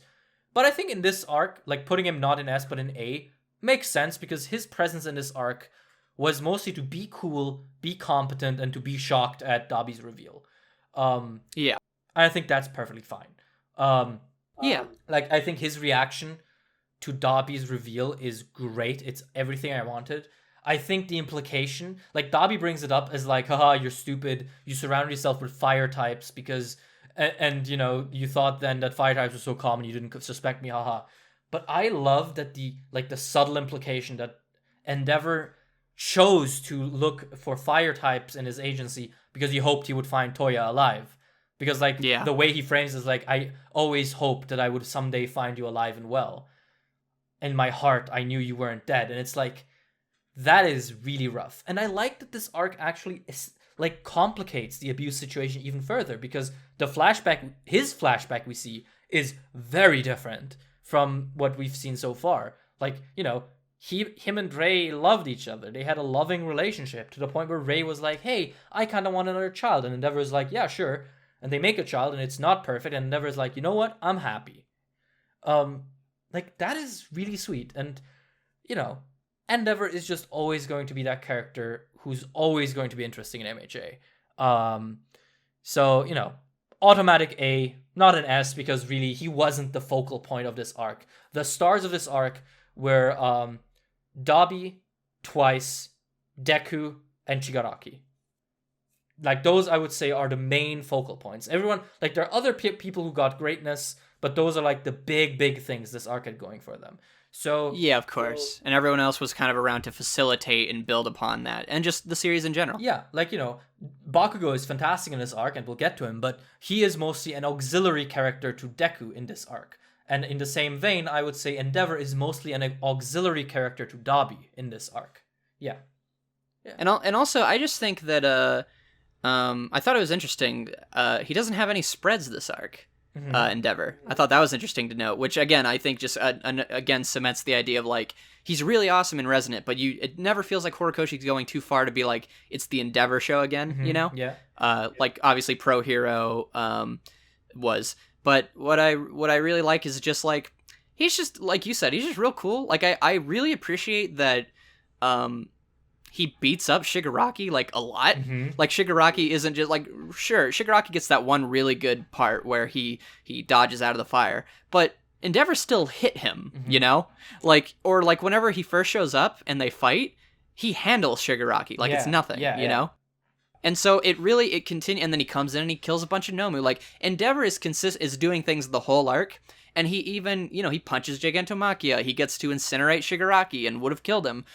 He gets to fight a bunch of Nomu. He gets to help Mirko. He gets to... Oh, my favorite thing. So, Horikoshi talks about this in one of the volumes, that one of the things that Endeavor does as a scare tactic is that he will walk up to villains and then burst out into flames, on his face, to be scary. Yeah. He's never done that in the series. Did you catch him doing it this arc, though? Did you catch it? No, when did he do that? when he goes to the doctor, I thought this was an art error, but he walks to the doctor and you see Endeavor coming through. He doesn't have any fire on. Mm-hmm. And then in the shot where it's like, are you the devil's minion? It flares up. So he actually does the thing that Horikoshi mentioned him doing as a scare tactic. Mm-hmm. That's cool. And I'm like, that's so cool. Also, though, to add on that, I do think it's really cool that the moment Dabi reveals his identity, his beard just disappears. It doesn't come back after that. Because he has it... Oh, you're right. Yeah, because he has it a quick panel before Dabi comes in. He has it again. And then after Dabi reveals that he's Toya, the beard's just gone. And it doesn't come back. And I think that's cool. I think, like, Endeavor's ridiculous appearance at the start kind of turned into a really cool little character quirk, which is cool. Like, I really appreciate that. That's Hori working his magic of just like these little tiny things that for some reason eventually have very big significance. It's like, yes, good. You're good at character design, Horikoshi. Just use your backgrounds a little more. Yeah, exactly. use your environment. All right, let's talk about the man himself, Tomura Shigaraki. Love this guy. The reason he's not an S for me is I think we'd agree is because All for One kind of takes over eventually. Yes. So it becomes less of the Shigaraki show by the end. Obviously, I don't I think it'd be very silly to actually think that All for One's going to become the main villain and we're going to lose Shigaraki. So Shigaraki's just going to continue on his path. But like, man, I love that Shigaraki is kind of in the same position as Deku and that they're both in this point in their story where they should be like, not that they should be, but they need to right now be the main villain and the main hero. And I love that Shigaraki actually has to fight and struggle to maintain his like deity form by systematically taking down Gran Torino, Endeavor, Aizawa, Deku, Bakugo, and actually like handling all of them while quirkless and also while having zero training with any of his stuff, right? And I just love I love that he takes a beating, like, because I thought he was going to come out and it's going to be like, okay, like he's God mode, so we just got to stay off the ground and like long range hit him, all that stuff. But no, like Shigaraki is also at a disadvantage for most of this arc. He's working with a timer that he doesn't know about. He's getting beat up a lot. And I genuinely feel like he continues to be like the villain protagonist. And when he's giving off his bravado and being really cool, like it doesn't feel cocky because he's right. Like if the 75% didn't happen, he wins because he took out Aizawa and he's like, okay, time to die. And he's going to touch the ground and he was going to win. No questions. Like he was at the very least going to kill Aizawa, Endeavor, Deku probably. Deku could like maybe jump over it, but I think he'd get him too. Or maybe because he can control it now, maybe he'd have it go around so he can take his quirk, whatever. But like he's going to get everybody. And it's only because of circumstances out of his control, which happens a lot this arc. You have All for One, which is out of his control. You have the fact that he was woken up early, which is out of his control. All those things, it continues to like make Shigaraki almost the underdog too, to where you're like rooting for him to succeed just as much as you're rooting for Deku to succeed.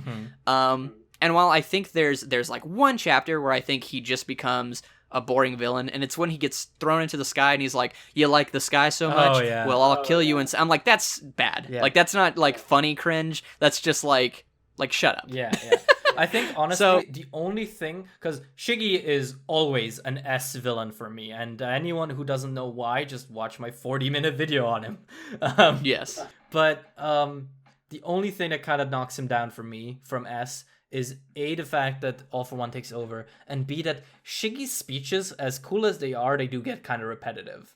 Like, just a little bit. Yeah. It's like he has the one which I really like the the one where he has the panel and he's like, that's why we're heroes and villains. Yes. And I always talk about this with Shigaraki, where it's like it's not that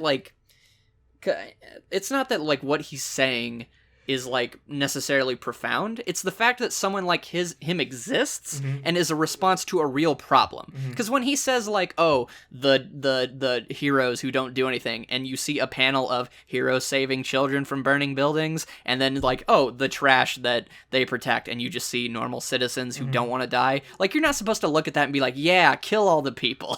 you know? Yeah. But it's the fact that he's got to this point that is so like twisted and scary that like when I love the panel of like Deku like whenever he says like that's why you'll never understand, and Deku like shakes. I'm like, yeah, like it's disturbing. He's disturbing. And the fact that he has lines like my hopes, my dreams, that as long as I keep them in my heart, and I'm like, oh. So he's great. Yeah. And of course, I mean, I don't know how we didn't talk about his amazing death, like dream sequence. Oh, yes.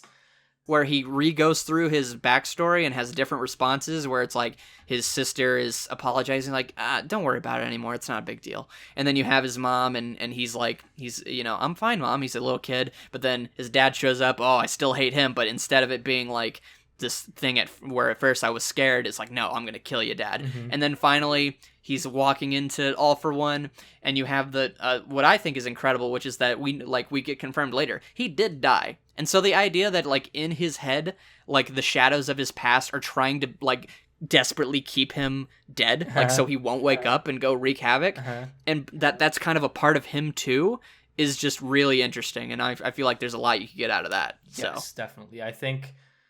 I just think Shigaraki as a character is the perfect villain for MHA.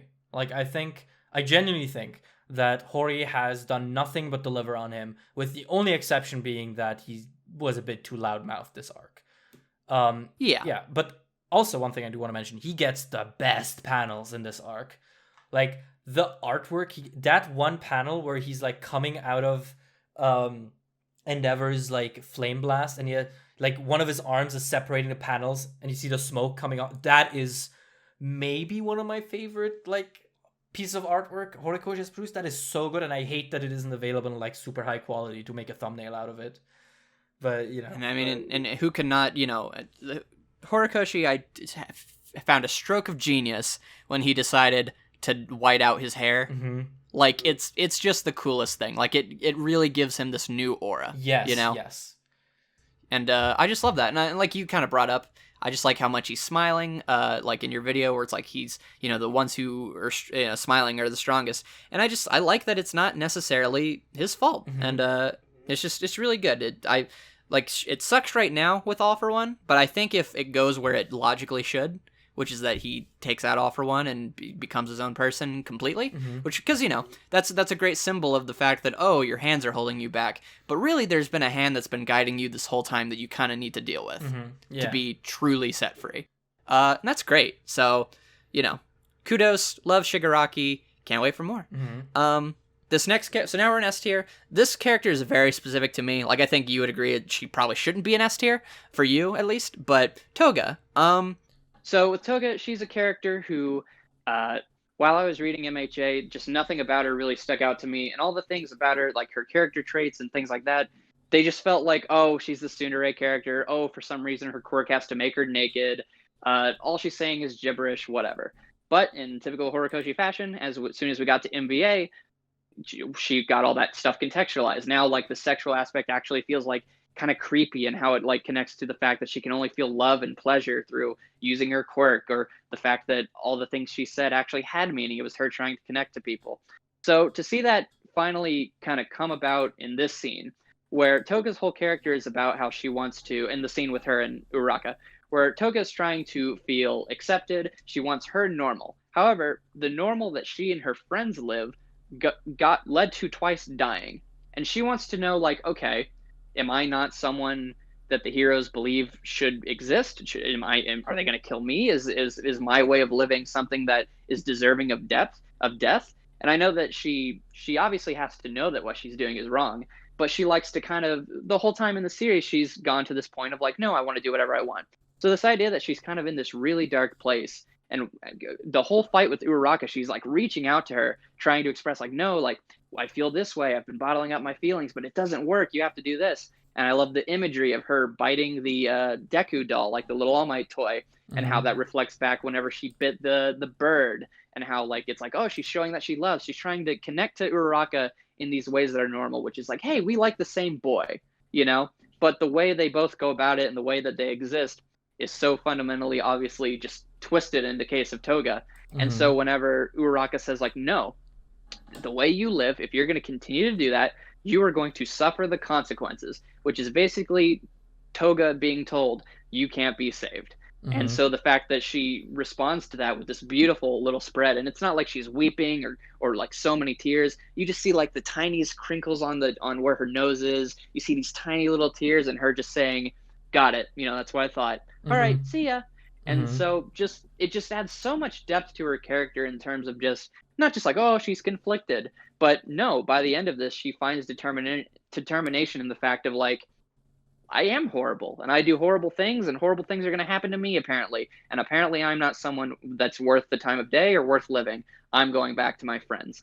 And the fact that she has to kind of come to that realization where it feels like no, like she wants people to accept her normal, but she also wants to kind of be normal, right? Like she wants to just be able to talk about boys and all that stuff and just hang out and have friends. Mm-hmm. And I just really love this conflicted existence she has. And so to see Horikoshi just give it its time, kind of it might have kind of hurt the pacing a little bit for some people, but I thought it was a much needed little detour, and I just thought it was great. I thought it just added to her so much. Mm-hmm.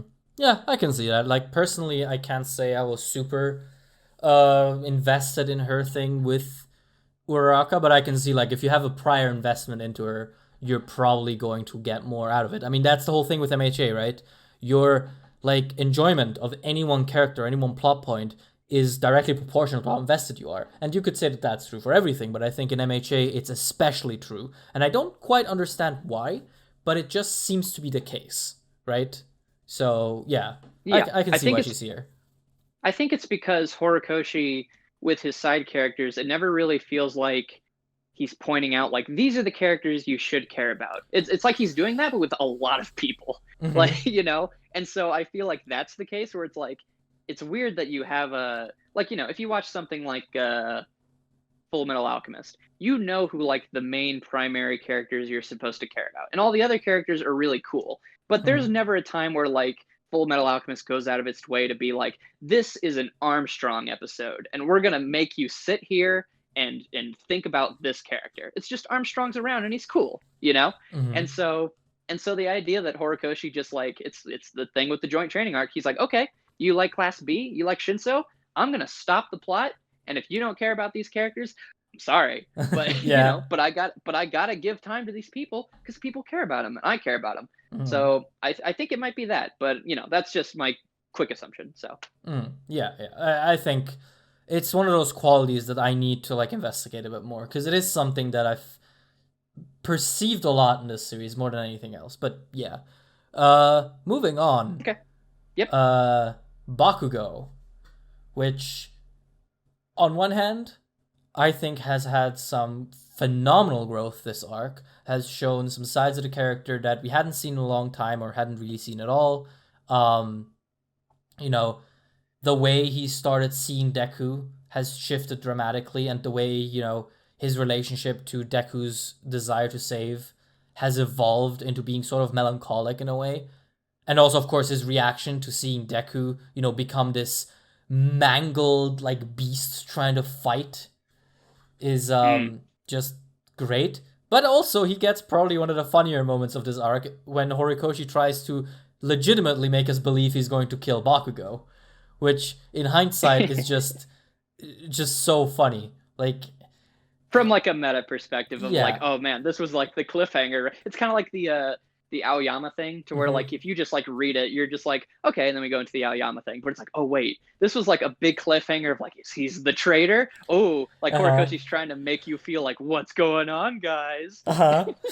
Yeah, yeah, and with oh my god, with Bakugo, it just almost borders on like disingenuousness to like believe that anyone would seriously buy that Bakugo could die at this point in the story. Like, no way. But Mhm. Bakugo is a cool enough character that I don't really mind that he did that. Because of course it was a very important moment for his character as well. You Well, know. like I wouldn't change it either. Like if you're thinking like in a situation of like if I'm the editor, he's like I need to show how far Bakugo's willing to go for Deku and how he's willing to be the kind of self-sacrificing hero. I wouldn't just stop it like, "Oh, he needs to get hit really hard." Like Mm-hmm. no, I think that like that's why for me like when you said it was a joke, I was like I had like this real dissonance like how's that possible? I'm like, okay, well, yeah, if you take it from like the meta perspective, but for me, in terms of like Like, again, if he came to me, he's like, is there anything I could do to change this? I'm like, no, dude, you have to have him get stabbed, because that shows how far he's willing to go. And I kind of just chalk it up. I kind of chalk it in my brain in the same level of like, when the anime has like Deku get crushed under muscular and it fades to black, it's like, ooh, is Deku dead? Like, there's obviously more to it than that, but it is funny to consider like the meta aspect. But, And I think what also adds to that scene is later when he gets back up and he's like, I've never felt that feeling before. Like, I felt stronger, faster. I gotta save. And it's like, it's almost as if Bakugo's figuring out like, oh, this is what's good about saving people. It feels good. Weird. Yeah. Definitely. And I just think out of all the like callbacks MHA does, because MHA loves its parallelisms and callbacks, Bakugo having the Deku moment with like, in that moment his body just moved on its own. I think that's probably one of the best ones so far. Like, it just works well. And the fact that it's Bakugo now is just very poignant. And obviously he's not yet at the point where you can fully like discuss his feelings with Deku, but I do feel like we're getting close. Like, I think that's directly what is probably going to happen, because of the way when he's going up and he sees Deku doing what he's doing, it's framed with the bullying. And I like this idea that we're getting of like, oh, the reason he's like this is because he says like, oh, he's a worthless Deku. He like, the reason Deku has no self-worth and thinks that his life is expendable is because of me. Yeah, that's true. And I love that he's realizing that. Yeah. Yeah, I love his wide-eyed horror at Deku. Because that is like, that's one of those like scenarios that I just wouldn't have imagined for like at any point. But to have Bakugo look at Deku like, Bakugo almost in tears, like someone has to stop him, and Deku just being this weird mass of tentacles and, you know, rage. It's weird. It almost borders on edgy, but it just manages to not be edgy. Like, it feels proper and right. So yeah, I think Bakugo definitely yes for me.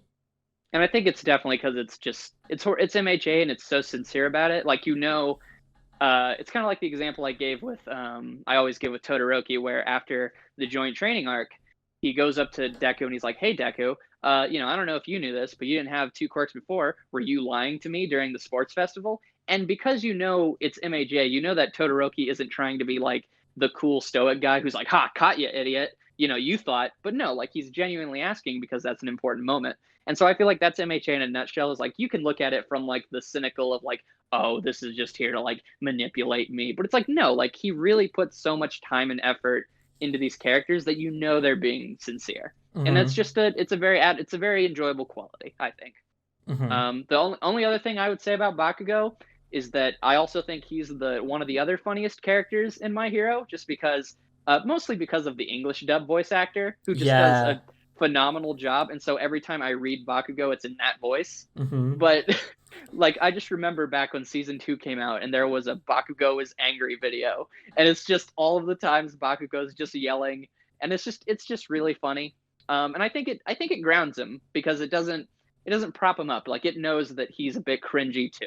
Like, don't worry guys, we know that he's a bad person a little bit in the beginning. I mean, you know, he's gotten better, but and it shows that, like, even if he's so competent at fighting, like, he really does need to grow as a person, which is great. But what I just really love, it's one of my favorite moments in the whole arc. It's when, before they go to fight Shigaraki, Bakugo says, you know, I'll use you as bait, and then I'll get Shigaraki. And then we have the fight with Shigaraki at the start, and Bakugo's like kind of gone for a little bit, and there's this little back and forth, and then there's this giant spread, and Bakugo's in the sky. The clouds look like they're parting for him, and he just says, "He was just bait," and then he shoots him, and it's like he's so proud of himself that he did what he set out to do.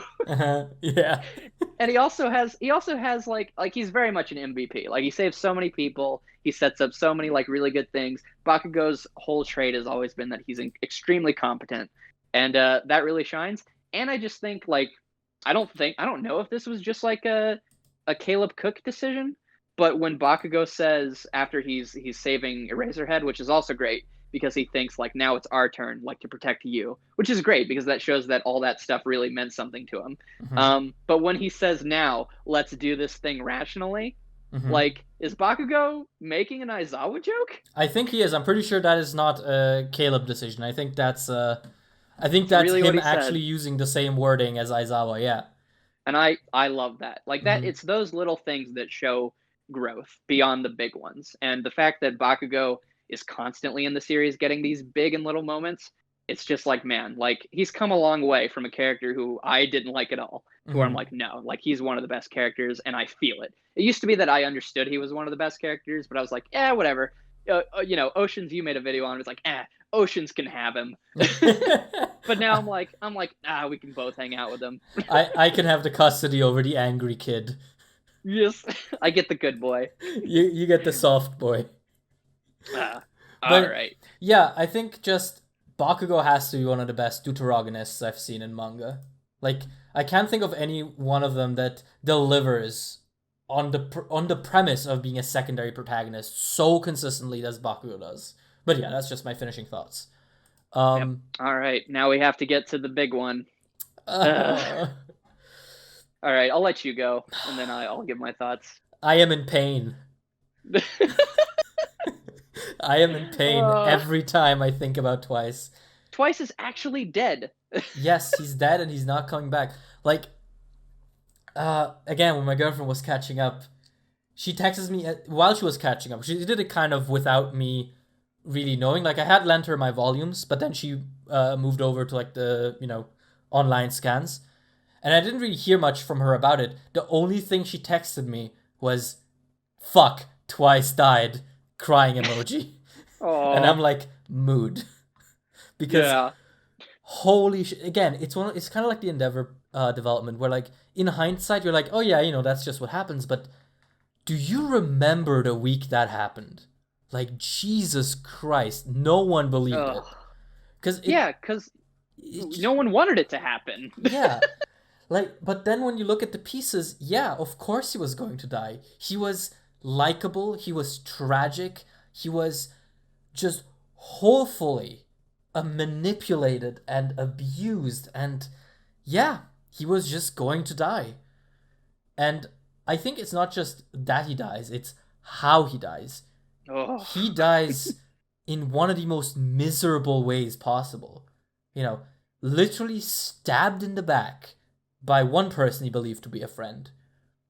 Left to die by the other person he believed to be a friend. And he doesn't, like, the thing that Caleb pointed out on Twitter that made it so much worse is the fact that, the thing that gets its final goodbye with Toga is not Twice, it's a clone. And the real Twice never got that goodbye. The real Twice died. Like, one of the last things he said was like, you've betrayed them twice. Like, they did all this stuff for you, and how do you do this? Like, you have to help them. And he even said to Hawks, he's like, you know what? Toga probably won't forgive me, but that's okay. But no, he does get to find that out, but not him. Mm-hmm. His clone. His clone is the one. Not only did the clones originally steal his life and his hope, but they stole his happy death. Yeah. And they took his closure. Twice is Horikoshi's best completed character arc. Which, is not a huge thing to say because there aren't too many completed character arcs in MHA yet. Yeah. But holy shit, is Twice a strong showing. Like, I cannot think of anything else I would have wanted him to do. His character arc from start to finish, now that we know what it was leading up to, was just exactly what it needed to be. A testament to how unfair, horrible, and tragic this society can be to people who just don't fit in. And quirks as well. Yeah, how quirks can be that as well. And how some people just do not get to be happy. And the fact that the guy who got it was the goofy Deadpool reference just makes it so much better / worse. At some point, it's like I have these moments where I think, oh yeah, he looks like Deadpool. But but when I see him, I never think of the Deadpool reference anymore. And everyone thought that when they saw it. It's like, haha, it's Deadpool. But Twice is so much of a character that even though he is literally embodying, like, he still looks like Deadpool. Like, he hasn't changed his design. Nobody looks at Twice anymore, I think, and thinks, oh, he's the Deadpool guy. Yeah, exactly. Because he's so, like, the fact that he outgrew the meme of what he looks like. Like, that doesn't change, and that he's outgrown that. That's just a testament to how amazing he is. Yeah. Yeah, I love Twice. So, and I cried when I reread it. So, Oh man, it's a strong contender for some of those manly tears. Like, God, him melting in Toga's arms is just the worst, but also the best. Like, yeah, but also the best. Yeah, like, what a wonderful way to tie up a character like that. Like, just perfect. Okay, Yeah. second to last, and it's the main soft boy Ubu. Yes, our boy, because, you know, a lot of people, he's not their boy, and they think, oh, it's Deku. Who even cares? No, I'm here to tell you, Deku is incredible. I love, I love Deku. I love everything about him. He might be my favorite character ever. But I relate to him so hard. And what's so great about Deku is that he is the perpetual overpowered underdog. The fact that he has all this power and he wants to be able to help people, but in order to help people, he has to damage himself like a true hero would. And the fact that Horikoshi shows you the pain he goes through, not just emotionally, but like I said, he doesn't get the sexy cry or like when he's in pain, he's like, oh, but it doesn't even matter. No, you feel like he's scared. He's in pain, and you can feel it. You see him quivering, and his body is always mangled and stuff. And to see him grow through the whole series has been really rewarding, because you're like, yes, Deku. It's not that your mindset's wrong. It's just that you're not good enough to be able to do it, but you're gonna get there, my guy. Mm-hmm. But then you have this arc, and Deku, he tries and he tries and he tries to protect Aizawa. He tries to protect Bakugo. He tries to protect Gran Torino. He tries to protect everybody. And whereas usually when he goes all out, he ends up saving the day. He ends up beating Muscular. He ends up defeating Overhaul. He ends up helping Todoroki. He ends up saving Uraraka. All these things, there's usually a payoff. And so, or something good comes of it. And so, even though he has lasting consequences, it was all worth it in the end, right? But this time, he destroys his body to the point of he's not even thinking of, he never thinks of himself. But now he's thinking of himself as like, I'm one for all, and I have to defeat all for one. That's this quirk's purpose. That's all I need to do. And the idea of like, he just, the fact that all this time when we see Deku break his body and stuff, it is heroic and it looks painful, but you're like, oh my gosh, you feel it. But when you see that shot of what Bakugo sees, and you see this, like you said, it's like this dark panel where the only thing that's really like fully white is his eye, and it's just like this tiny little pupil, and he's screaming, his arm is like bent and twisted, and over the panel is, I'm the Deku who does his best. Mm-hmm. It's like, this is not heroic and cool anymore. This is like depressing and dark and scary. Like like this is Deku going beyond. It's not that it's not like, oh, he's going dark, he's going to the dark side, he's going to become cruel. It's like, no, Deku, like, you're a person, guy. Like, please don't do this to yourself. Please don't dehumanize yourself. And the fact that it ends with, like, he would have lost, like, all that destroying his body, which, by the way, if there are not lasting consequences to his right arm, I will be upset. But considering Horikoshi brought it up in the fight, I think he will. Mm-hmm. But the fact that this time he broke his body, and not only did it not really, like, defeat anybody, it barely stalled for time. And it ended up leading to everybody getting hurt, Bakugo getting hurt, and he wasn't going to win. He was going to fight Shigaraki, destroy his body, and like Bakugo said, it wasn't going to do anything. And so to see him just continue to just put his life on the line for all these people, he's just so good. I just love Deku so much. I love that he still is involved in the Todoroki story. I love when he tells Endeavor, like, or tells Dabi that you're not Endeavor, which is a callback to when he told Endeavor he's not Todoroki. Mm-hmm. I love that he saves Todoroki. I love that there's that bit of Deku ingenuity where he used Black Whip from his tongue. Mm-hmm. And, there's that. And it looks goofy, too, because it's like, it's Deku. He's trying to do everything. He'll use his tongue to save people. Mm-hmm. He's the best boy. And to wrap it all up with the idea of he wants to save Shigaraki, not because he feels bad for him, but because he is a man who is possessed to save others, which also needs to be addressed. We talk about it a lot that Deku has kind of been sidelined as a main character in his own series since like Joint Training Arc. Mm-hmm. And to see him come back and with so much of a force and a bang, Like, I couldn't be happier as a Deku fan, and I couldn't be more proud as a father. Yeah, I think this arc gives us a lot of really interesting imagery in comparison to Deku, because like that panel where Deku is like engulfed in blood and black whip and is screaming, "I will not let your dream come true. I'm going to crush it in my palm." That is as unheroic as you get in terms of imagery. Obviously, the dream he's referring to is Shigaraki destroying society, whatever. But just as a visual, it clues us in that Deku's path, while it isn't, the dark side, it's definitely one that is perilous for his moral compass and for his use of his quirk. Because what he's been doing this arc, he's been killing himself in order to kill someone else, which at the end of the arc he concludes, I actually kind of want to save this guy. And I think it just makes a wonderful twist to his, I will, win by saving or whatnot mentality. Because it puts it into a real world situation. It's like, no, you can't just want to win all the time and just, come out unscathed or slightly scathed. You just basically turned yourself into a handicapped person. And you did it for nothing. Like it's what Aizawa said at the start of the series. Once you've saved one person, you're useless. And that happened. Yeah, that happened. And it got Bakugo almost killed as far as he's concerned. Yeah. And, I think that that's just a very interesting way to develop someone like Deku, who's, this timid, sweet boy. Again, to have the fact that this is the same boy that buys Eri the candy apple in Culture Festival, to have him be the guy screaming, "I will destroy your dreams," while he's bleeding from every possible place, I think that is just a really, really nice way to round out the perspective we get on the character. Again, I'm not saying Deku's gonna turn evil. Like, no one believes that. That would be stupid.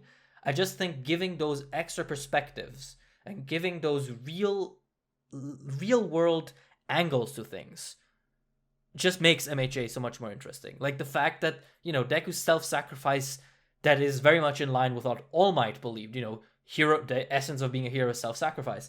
The fact that that is being, recontextualized into something that's potentially pretty negative is just really cool. And I like that. So, yeah. Deku's best definitely. boy.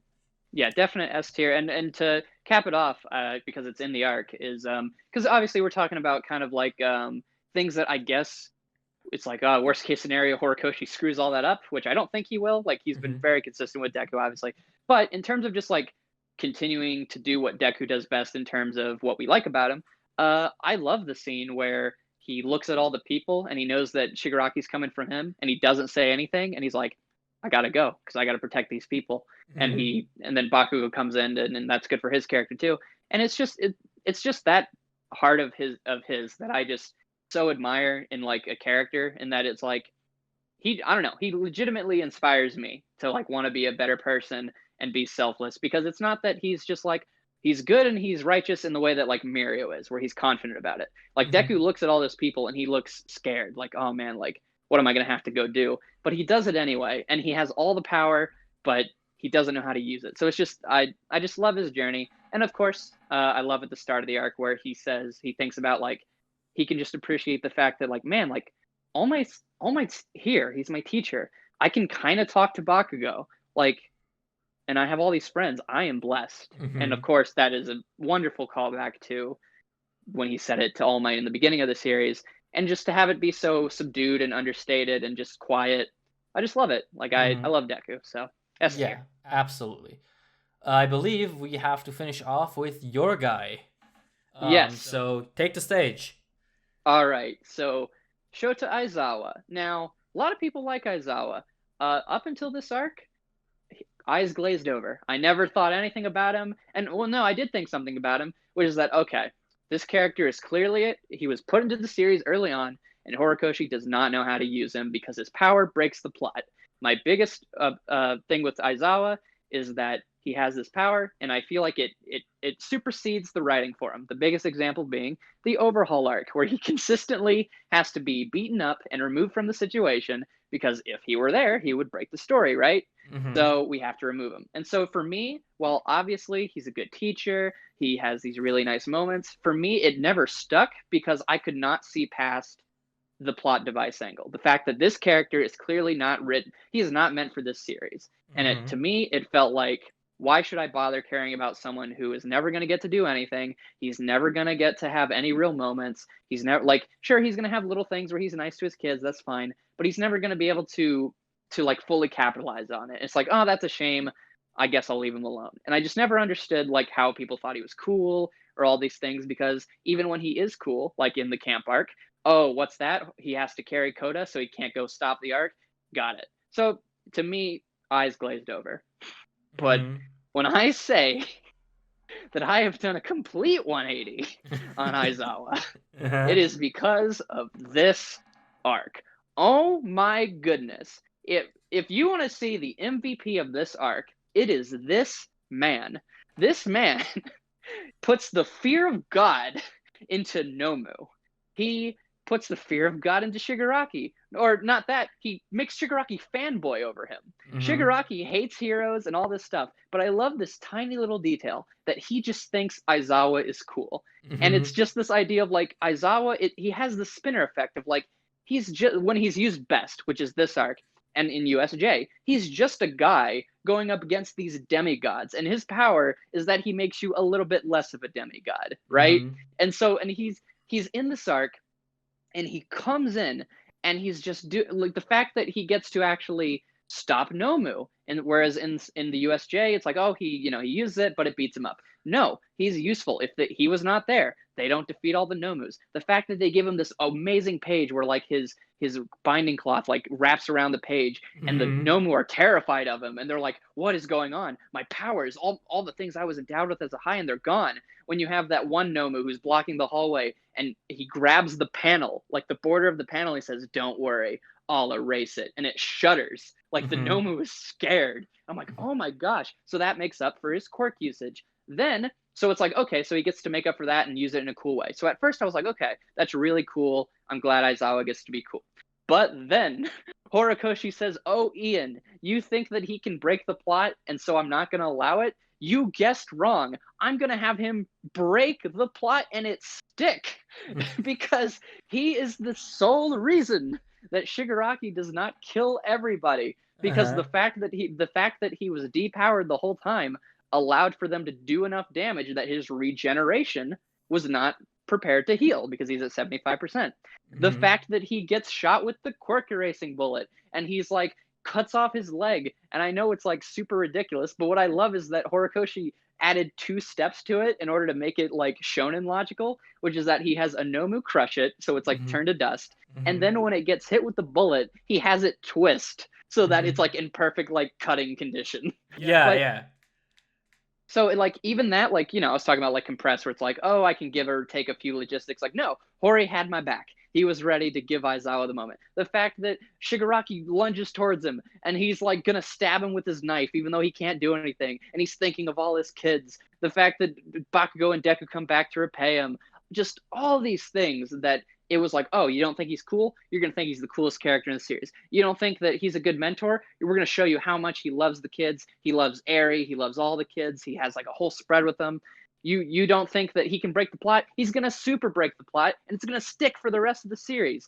Mhm. I am just so impressed that Horikoshi was able to turn this character around. And now, again, I can go back and look at all those scenes that he had with Deku and all these things before, and I can actually appreciate it. And that's not even considering the Shirakumo backstory, which, Mhm. while I know obviously the Shirakumo backstory's placement isn't necessarily the best, but in terms of the details it gives to Aizawa, now you look back on whenever he told Deku, like, no, like, your power, you're not going to be able to save anyone. And he told All Might, like, there's nothing crueler than letting someone chase a dream that they're not built for. Now you can connect that to Shirakumo. He sees Shirakumo in Deku. The Mhm. fact that whenever he was going into Overhaul Arc, and he's like, I know you're going to rush in because you're headstrong, so I'm going to protect you. It's like, oh, he's protecting his friend. The fact that his goggles come from somewhere. The fact that, no, he didn't just expel everyone. Like, we can tie into his, like, tsundere aspect where he's like, oh, it was just a rational deception. You can Mhm. tie that into something.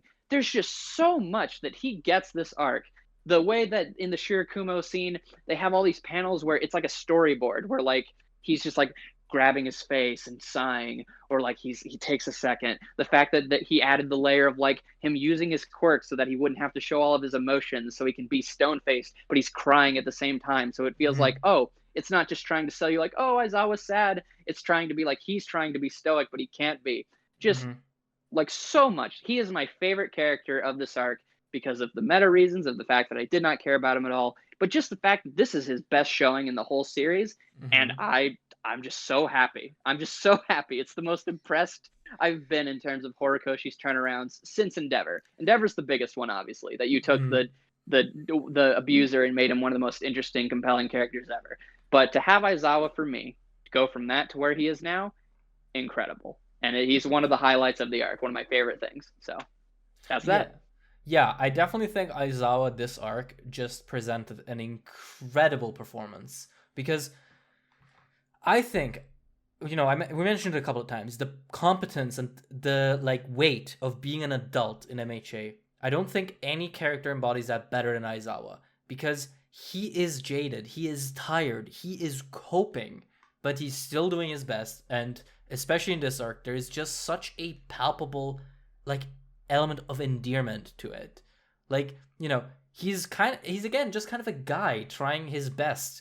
And, the fact that his erasure is the linchpin that gives him the chance to fight Shigaraki just makes him so cool. And I love the fact that Shigaraki doesn't just call him cool, he calls him cool while his jaw has been dislocated and he's biting down on Deku's arm. Like, Shigaraki's face just got pulverized, and all he can think about is, God damn it, Aizawa, you're so fucking cool. But yeah, aside from that, I have to concur with what you said. Like, amazing performance in this arc. I have a friend who recently watched MHA, and literally, he hated all of season 1, and the only reason he even started season 2 was because he wanted to see more of Aizawa. So he's gonna feast when this arc gets animated. Oh man, I can't wait. But yeah, so that's my anecdote to finish off Aizawa.